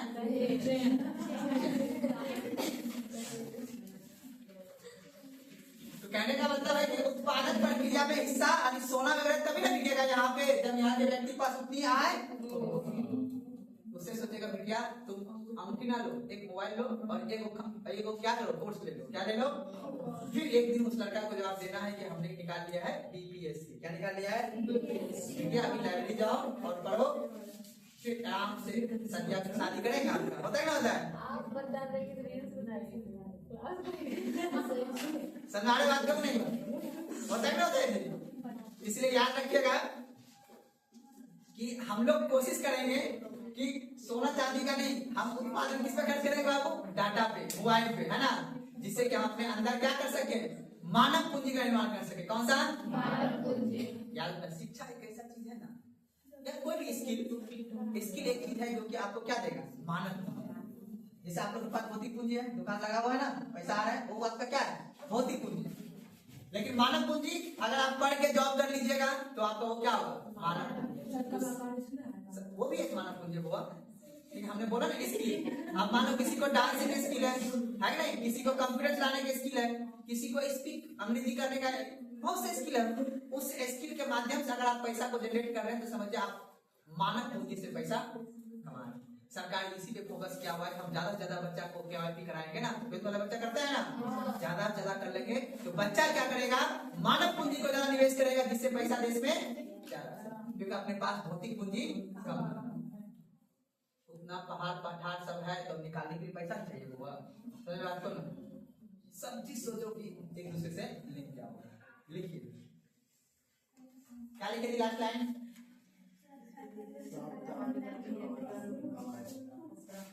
उपभोक्ता के प्राप्त आय का योग निकाला।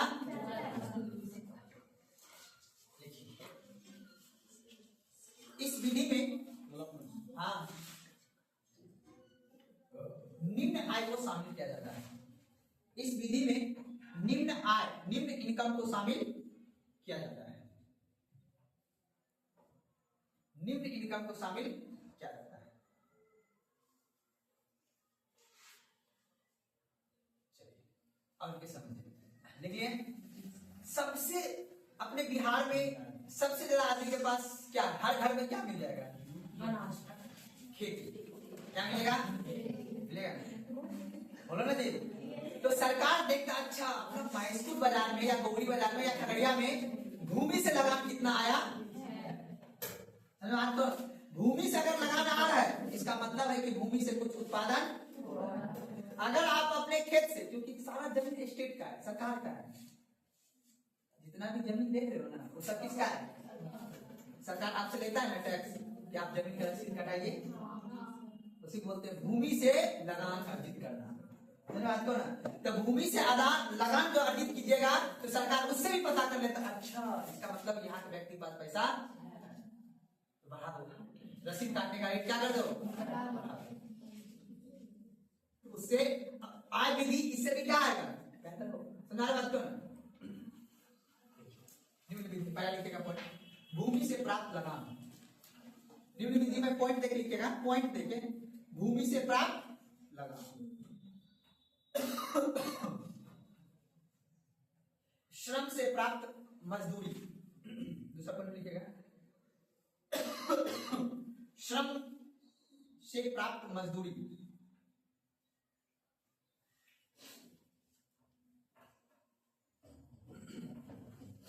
दो हो गया। हम लोग इसी कैटेगरी आदमी है ना जी, हम लोग यही तो काम करते हैं ना, श्रम से प्राप्त। लेकिन जो अमीर आदमी है वो करता है पूंजी से प्राप्त ब्याज। क्या करता है, आपके पास 2 करोड़ रुपया है, आप लोन लगा दीजिए, गाँव में दे दीजिए, सूद पे होता है ना जी, उससे क्या मिलता है, ब्याज मिलता है ना, उससे भी तो आपका आय बढ़ सकता है, बढ़ सकता है। तो लिखिए पूंजी से प्राप्त ब्याज, पूंजी से प्राप्त ब्याज।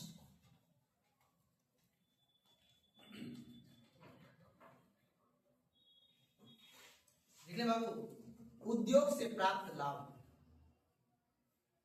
नेक्स्ट लिखिएगा उद्योग से प्राप्त लाभ।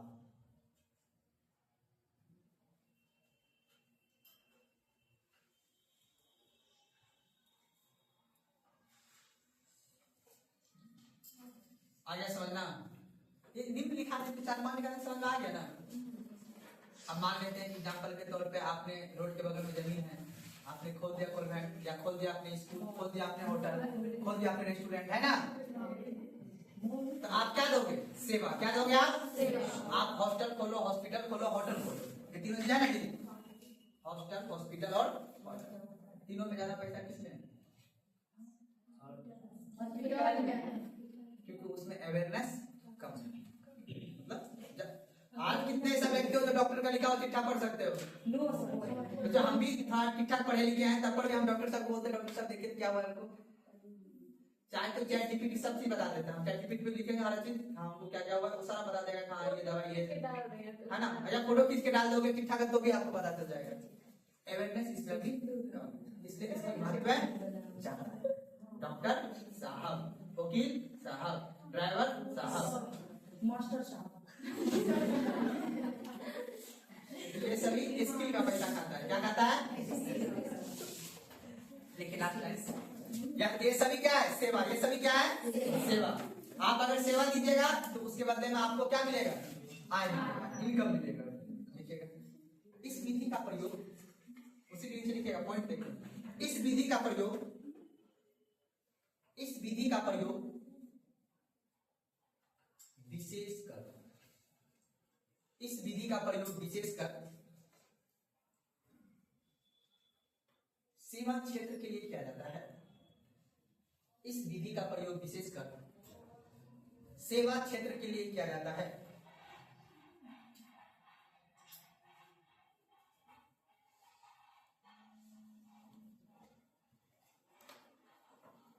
इस क्षेत्र में क्या है विशेषकर बाबू, सेवा क्षेत्र। देखिएगा तथा यह विधि, देखिएगा तथा यह विधि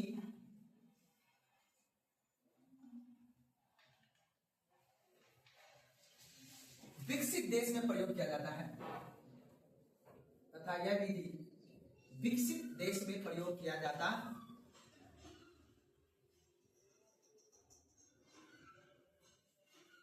हम लोग कौन सा देश है, विकसित या विकासशील, तो हमारे देश में कौन सा विधि ज्यादा चल रहा है, उत्पादन विधि अर्थात मूल्यवर्धन।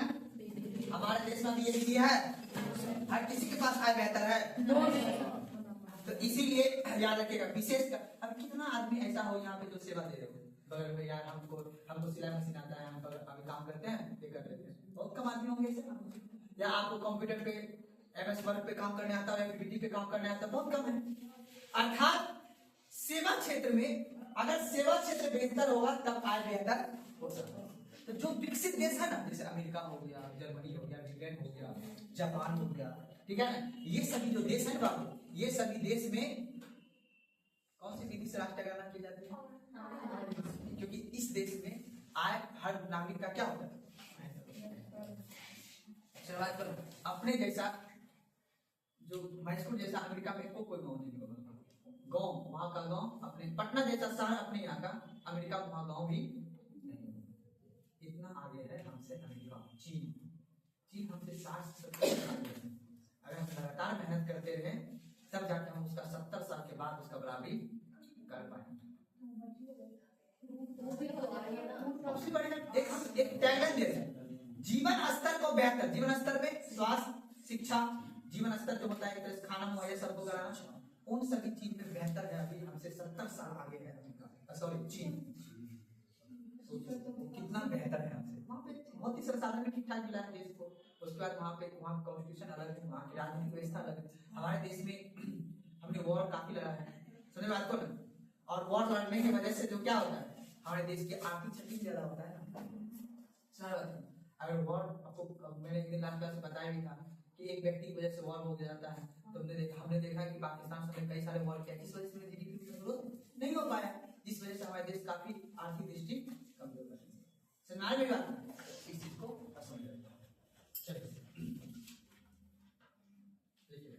भारत में इस विधि का प्रयोग, देखिए भारत में इस विधि का प्रयोग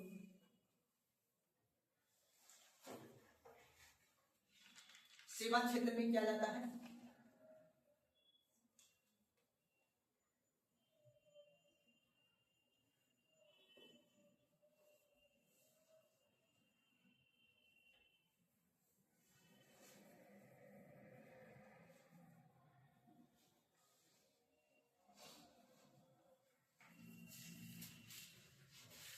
दिक्कत सेवा क्षेत्र समझते हो ना। आय अपने देश में कौन सा क्षेत्र में आय वृद्धि हो जा रहा है, सेवा।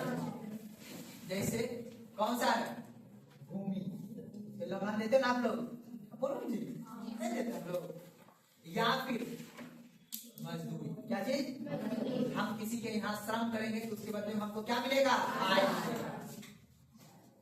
तो हमने सेवा दिया तभी तो आय मिला ना। तो भारत देश में सेवा आधारित पे आय की।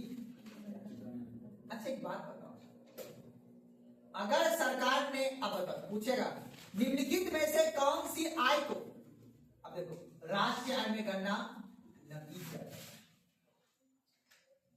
याद रखना सभी कारक आय को राष्ट्रीय आय में गणना किया जाता है, जबकि हस्तांतरण आय को राष्ट्रीय आय में गणना नहीं किया जाता। तो आय तो आपको दो विधि से आ रहा है, जो घर की दादी अम्मा है उसको तो इनकम दो तरह से आ रहा है, उसका बेटा भी दे दे रहा है और सरकार भी दे दे रहा है, इसको बोलते हैं वृद्धा पेंशन।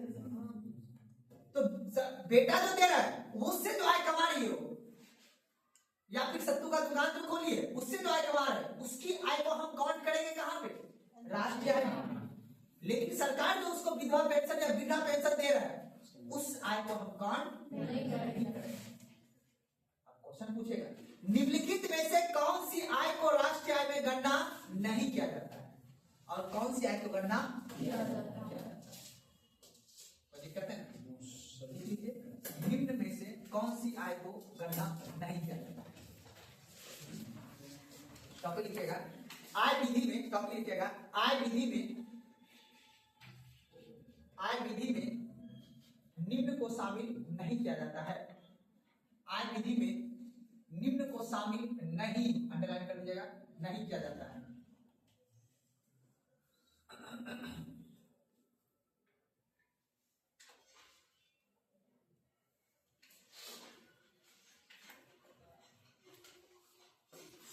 समझे बात को, चलिए देखिए ध्यान देके पहला पॉइंट, हस्तांतरण आय को सबका यही ऑप्शन देता है, इससे पहले सीख लीजिए। हस्तांतरण आय को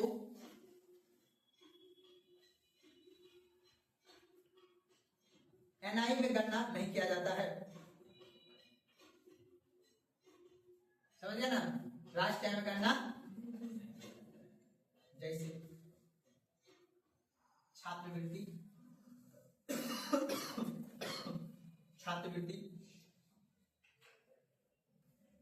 वृद्धा पेंशन,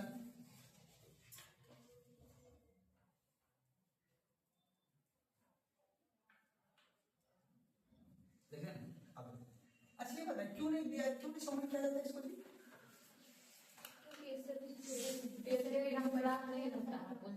क्योंकि इन्होंने कोई सेवा तब पर भी इसको आय प्राप्त हो गया। सुना रहे हैं ना? वृद्धा दादी अम्मा जो है वो तो दुकान खोली हुई है वहां पे सत्तू का। अगर वो सत्तू का दुकान खोली हुई है तो वो सेवा तो वहां दे रहा है, वहां से तो आय कमा है। तो जहां वो सेवा देगी तो उसके बदला में उसको जो प्राप्त आय होगा उसकी आय को काउंट किया जाएगा। लेकिन जहां उसने सेवा नहीं दी लेकिन तब पर भी उसको आय प्राप्त हुआ तो उस आय को हम कौन राष्ट्रीय आय में नहीं करेंगे। मेरी बात समझ आ रहा है ना? तो इसीलिए मैंने बताया आपको जो हस्तांतरण आय होता है ना, ट्रांसफर इनकम, वो बिना सेवा दिए ही आप लोगों को या हम लोगों को प्राप्त होता है। तो इसलिए याद रखना, छात्रवृत्ति हो गया, पेंशन, सॉरी पेंशन है, छात्रवृत्ति हो गया, और उसके बाद क्या बोलते हैं उसको, वृद्धा पेंशन हो गया, विधवा पेंशन हो गया, जहां आपने सेवा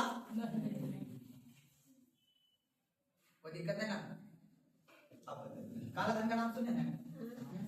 काला धन, ब्लैक मनी को राष्ट्रीय आय करना क्या जाएगा?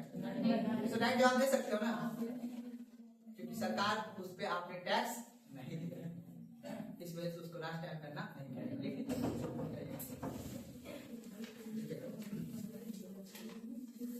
गैर कानूनी से प्राप्त धन, गैर कानूनी से प्राप्त धन, गैर कानूनी तरीका से, गैर कानूनी से प्राप्त धन, इसको राष्ट्रीय आय करना करेंगे? जैसे काला धन, लिख दीजिएगा, जैसे काला धन।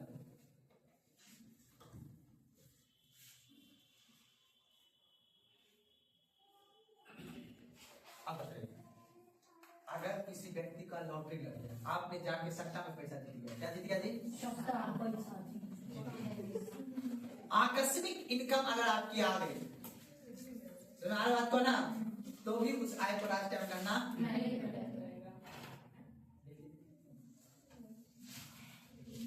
आकस्मिक प्राप्त आय, आकस्मिक, आ को आदर्श अस्वीकार मो को, आकस्मिक प्राप्त आय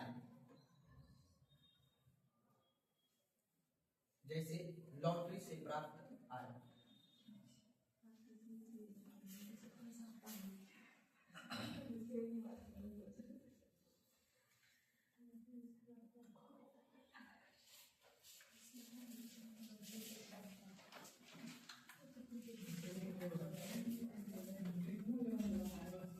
कोई दिक्कत? अब हम अमीर आदमी कहाँ ना है? अब मान लो जो बड़े बड़े एक्टर हैं उसने आपको क्या दिया बाबू? स्टेज पर सेवा, क्या दिया आपने? उसी से हमने उसको दे दिया 500 का गड्डी, क्या दे दिया जी? उसकी आय बढ़ गई ना। तो अगर आय बढ़ गई तो सरकार ने उसके लिए एक टर्म दिया है, नाम सुने होंगे आपने, इनकम टैक्स। क्या बोलते हैं? Income tax. अगर किसी व्यक्ति को आवश्यकता से अधिक अगर उसकी इनकम है तो सरकार उससे लेता है ना टैक्स। तो याद रखना है, किसी व्यक्ति का अगर इनकम टैक्स दिया जा रहा है तो उस इनकम टैक्स को हम राष्ट्रीय आय में करना,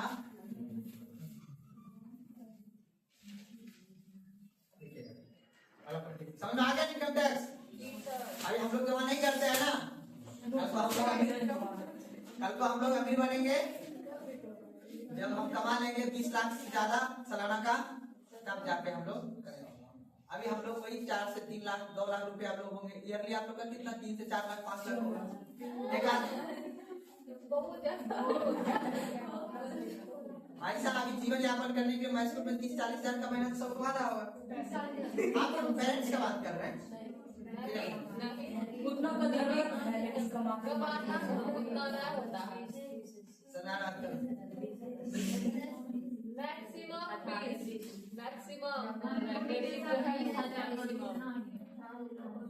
20,000 30,000 तुम्हारे क्या 36 3 लाख 60 हजार रुपये है ना।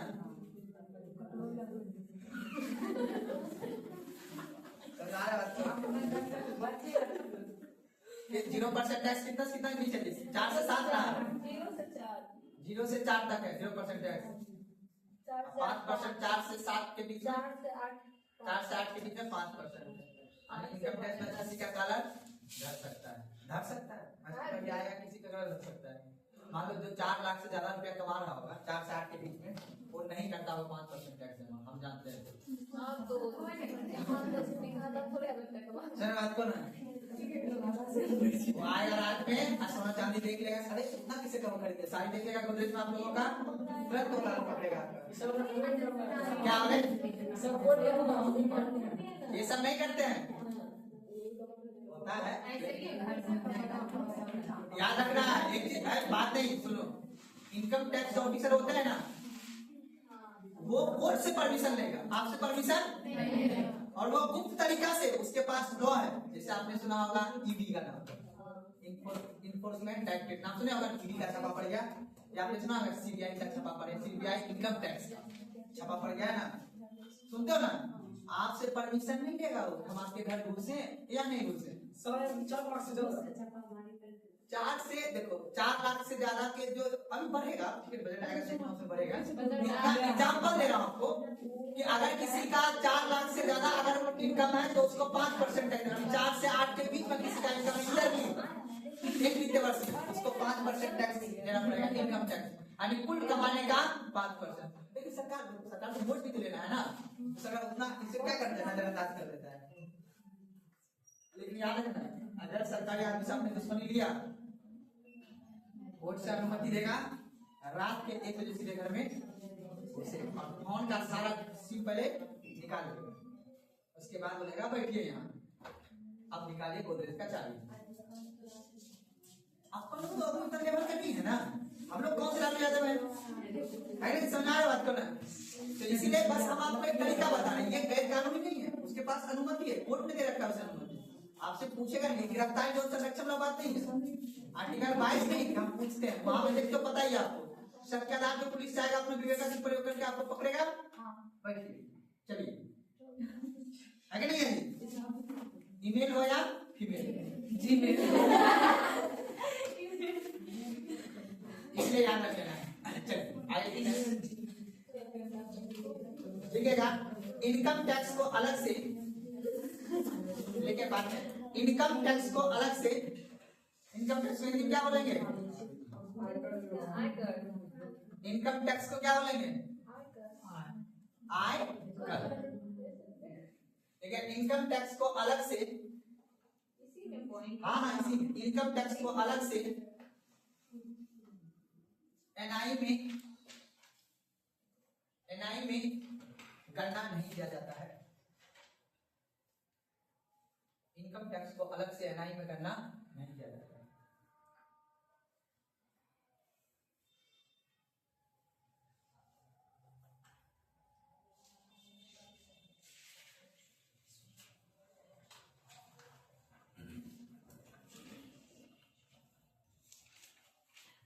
यहां से क्वेश्चन बन जाएगा, ठीक है ना। अगला देखो, टाइम हो गया, टॉपिक खत्म तो नहीं हुआ है।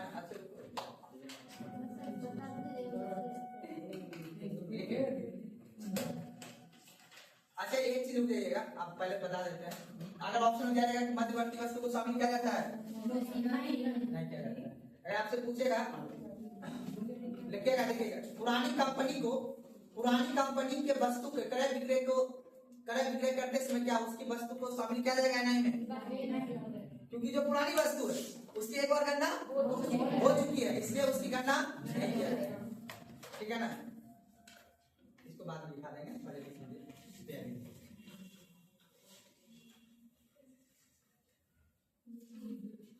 लिखिएगा, इसके अंतर्गत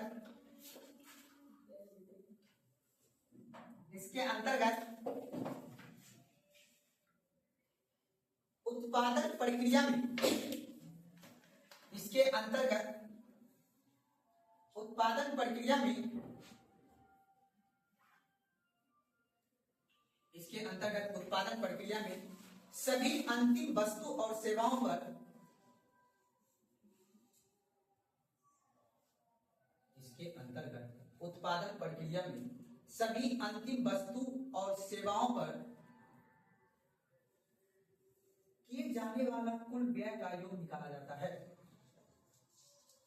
अंतिम वस्तु और सेवाओं पर किए जाने वाला कुल व्यय का योग निकाला जाता है।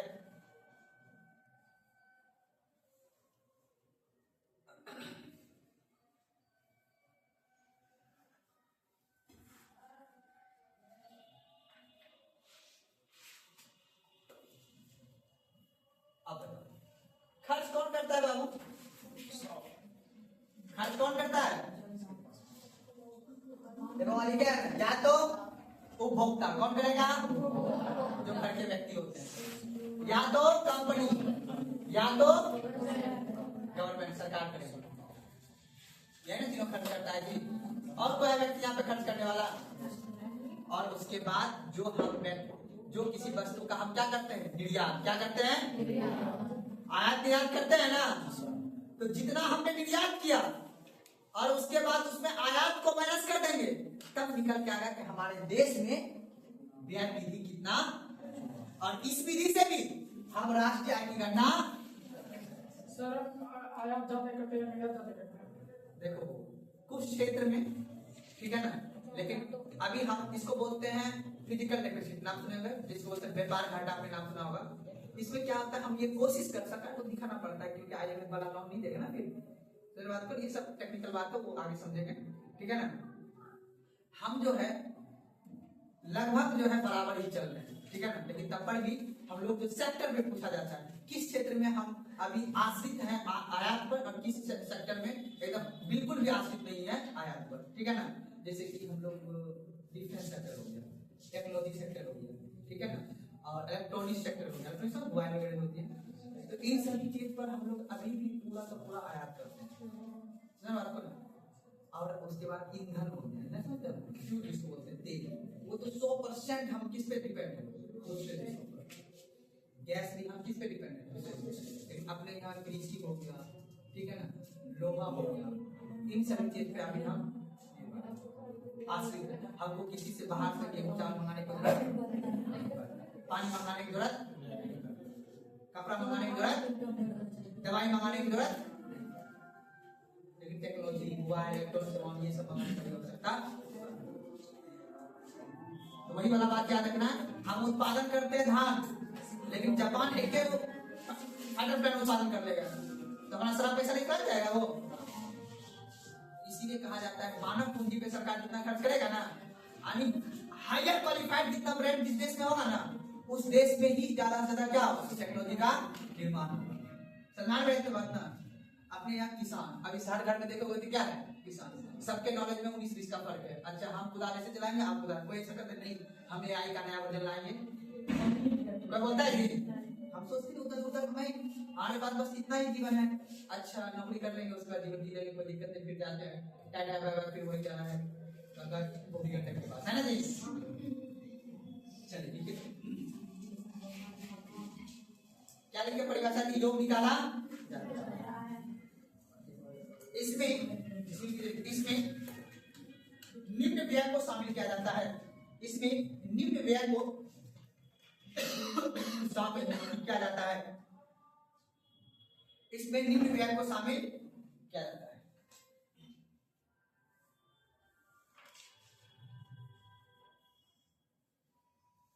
देखिएगा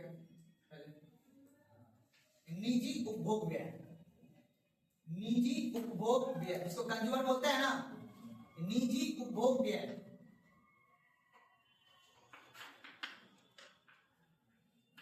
निजी उपभोग व्यय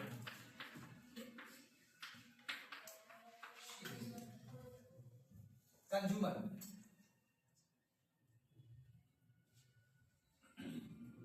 देखिए ना।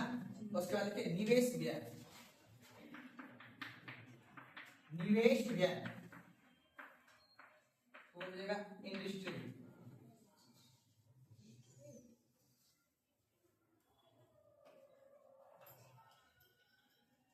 लिखिए तो लिखिएगा सरकारी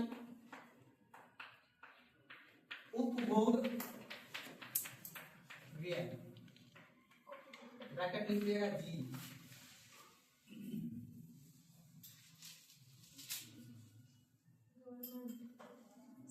सरकार उपभोग करता है ना, बोलो ना जी।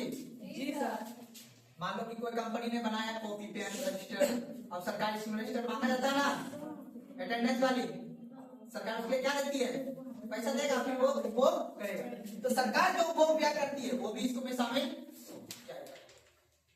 उसके बाद नीचे लिखिए शुद्ध निर्यात व्यय, शुद्ध निर्यात व्यय ब्रैकेट लिखिएगा, इंपोर्ट माइनस, यहां पे एक्सपोर्ट लिखना है, गलत हो गया, या तो एक्सपोर्ट माइनस इंपोर्ट। एक्सपोर्ट समझते हो ना,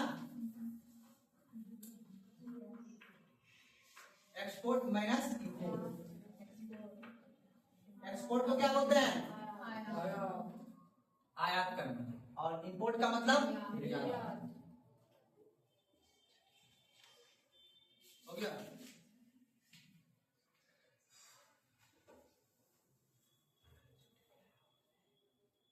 एक्सपोर्ट माइनस इंपोर्ट। उसके बाद नीचे लिख दीजिएगा NI बराबर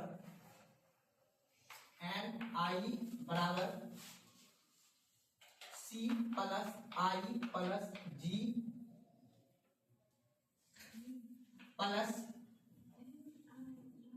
लिखिए एक्सपोर्ट माइनस इंपोर्ट। ये प्रोफाइल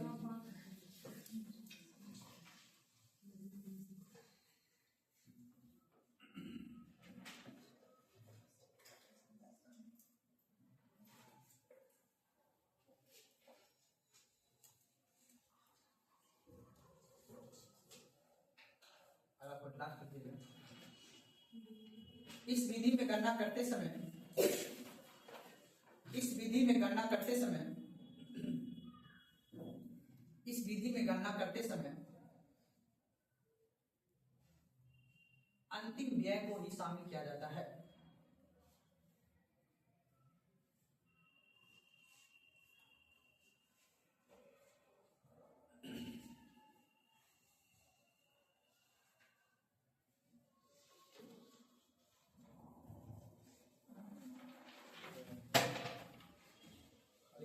टॉपिक व्यय विधि में, व्यय विधि से,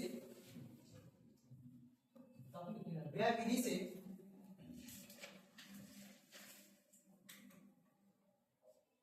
व्यय विधि से NI की गणना में शामिल नहीं किया जाता है। व्यय विधि से निम्न को, व्यय विधि से निम्न को, व्यय विधि से निम्न को NI में गणना नहीं किया जाता है।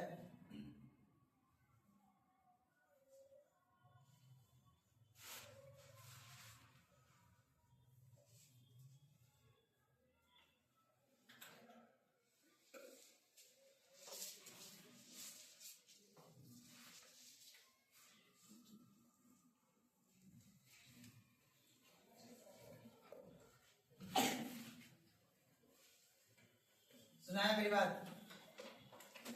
अब मान लो आपके पास जमीन का कागज होगा, सुने है ना जी, अगर जमीन के कागज को आपने क्या कर दिया, बोलो, बेच दिया, जमीन बेच दिया आपने, वही हुआ, कागज बेचे तो वही हो गया जी। उसके बाद आपको क्या मिला, पैसा। तो उसी को हम आसान भाषा में बोलते हैं बॉन्ड। क्या बोलते हैं, बॉन्ड। अगर सरकार किसी बॉन्ड या शेयर को बेचेगी ना, ठीक है ना, तो उससे जो व्यय होगी ना, सरकारी व्यय या कोई प्राइवेट आदमी भी व्यय कर रहा है, जैसे हम लोग चाहे तो मान लो घर को बेच सकते हैं, ठीक है, घर को बेच दें, उससे जो पैसा होगा, ठीक है, उसको राष्ट्र टाइम करना नहीं किया जाएगा।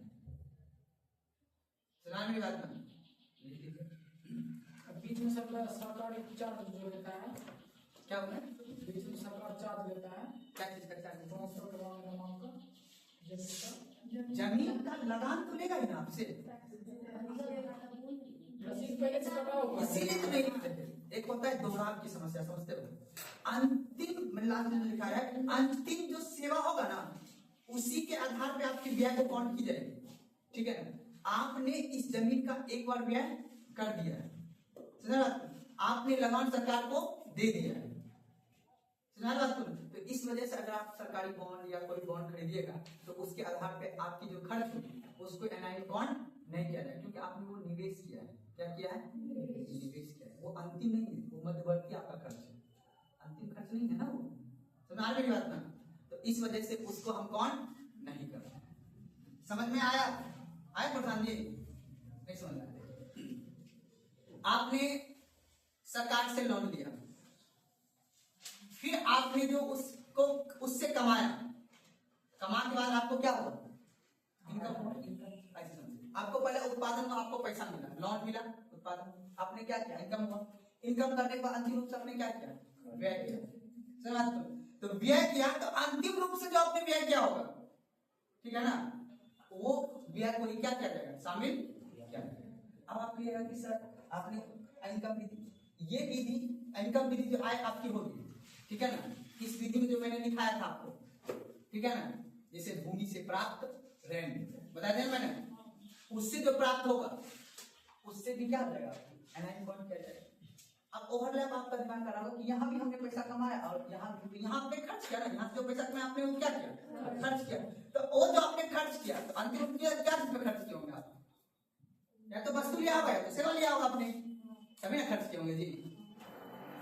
कुल मिला के सबके माध्यम से ही राशि हम निकालते हैं। तो हम ये जानना चाहते हैं कि ये तीन विधि से रखें, तो हम देश में जानना चाहते हैं कि वो विधि से ज्यादा मेरे पास इनकम आ रहा है, राष्ट्रीय बढ़ रहा है, जीडीपी बढ़ रहा है, या आय विधि से बढ़ रहा है या व्यय विधि से, किस पे सरकार फोकस करेगी? खर्च ज्यादा करवाए पब्लिक से या इनकम दे ज्यादा या उत्पादन करे ज्यादा?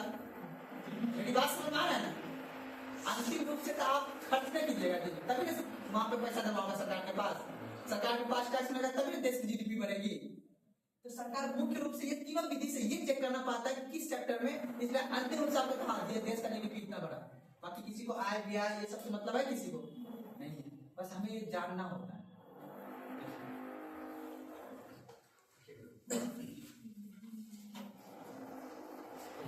इसमें पुरानी वस्तु पर किए गए व्यय की, इसमें पुरानी वस्तु पर किए गए कुल व्यय को, इसमें पुरानी वस्तु पर किए गए कुल व्यय को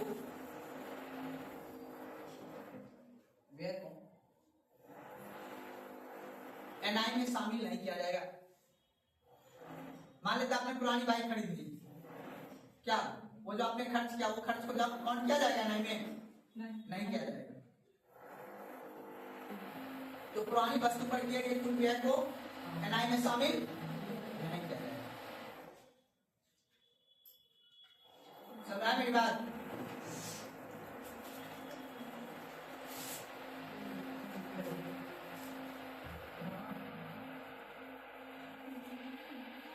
पुरानी वस्तु समझते हो ना? सेकेंड हैंड मोबाइल ले लिया आपने, उस पर जो आपने खर्च किया उसको एनआई कौन? क्योंकि सरकार ने एक बार उसको जीडीपी में कौन कर लिया, इस विधि से कर लिया उत्पादन। क्या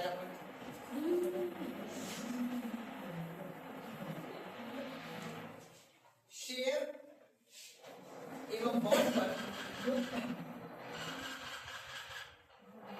शेयर एवं बॉन्ड पर, शेयर एवं बॉन्ड पर, शेयर एवं बॉन्ड पर क्या किया गया है? शेयर एवं बॉन्ड पर क्या किया गया है को एनआई में शामिल नहीं किया जाता।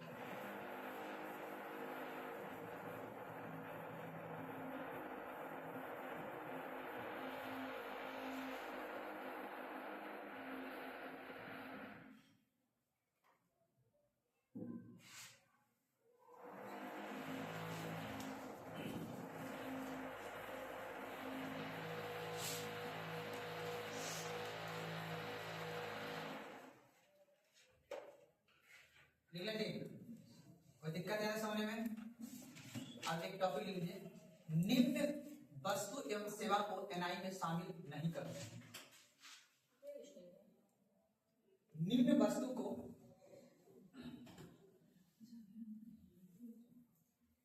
एनआई में शामिल नहीं करते हैं।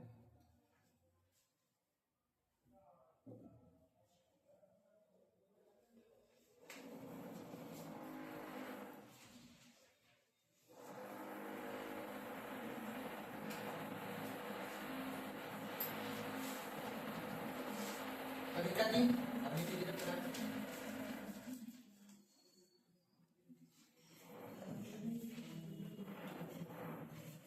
देखिएगा। पुरानी वस्तु को क्रय विक्रय करते समय पुरानी वस्तु को क्रय विक्रय करते समय एनआई में शामिल नहीं करेंगे। बस इतना ही, पुरानी वस्तु को क्रय विक्रय करते समय। लास्ट लाइन, ये लास्ट टॉपिक है। मध्यवर्ती वस्तु को मध्यवर्ती वस्तु का मूल्य को मध्यवर्ती वस्तु के मूल्य को मध्यवर्ती वस्तु के मूल्य को एनआई में शामिल नहीं करते हैं।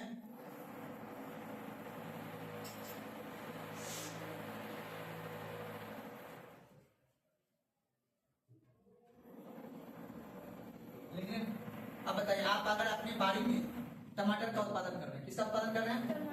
उसका उपभोग भी कौन करेगा? आप भी कीजिएगा, या क्या होगा? नहीं। यानी स्वयं के लिए, स्वयं के उपभोग के लिए अगर किसी वस्तु का अगर आप उत्पादन कर रहे हैं, तो उससे जो आपको उस वस्तु का, हम उस वस्तु को क्या करेंगे? एनआई कौन देखिएगा। स्व उपभोग के लिए, स्व उपभोग, स्व उपभोग के लिए, स्व उपभोग के लिए उत्पादित किए गए, स्व उपभोग के लिए उत्पादित किए गए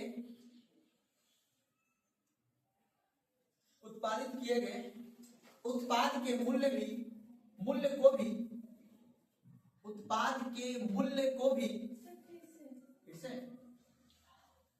स्व उपभोग के लिए उत्पादित किए गए उत्पाद का मूल्य भी, क्या बोले?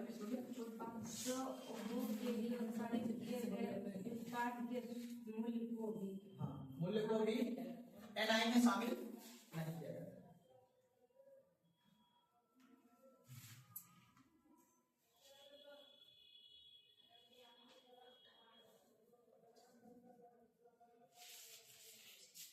दिक्कत? अच्छा, किसी परिवार के द्वारा बगीचा में उत्पादन किए गए आम, ठीक है ना?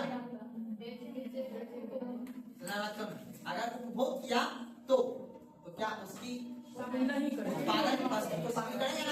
नहीं। आपने उत्पादन तो किया, लेकिन खुद ही उपभोग कर लिया, आपने उसको बाजार में नहीं भेजा। अगर जो भी आपने बगीचा में उत्पादन किया, आम का उत्पादन तो हुआ, लेकिन अगर उसका खुद आपने उपभोग कर लिया, तो उस वस्तु को एनआई में शामिल नहीं करेंगे।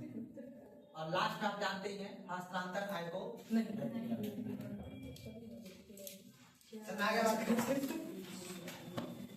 यहाँ पे आपके एग्जाम के दृष्टि से, ठीक है ना, राष्ट्र क्या होता है? सवाल। अगले क्लास में हम लोग पढ़ेंगे, ठीक है ना? अगले क्लास में हम लोग क्या पढ़ेंगे?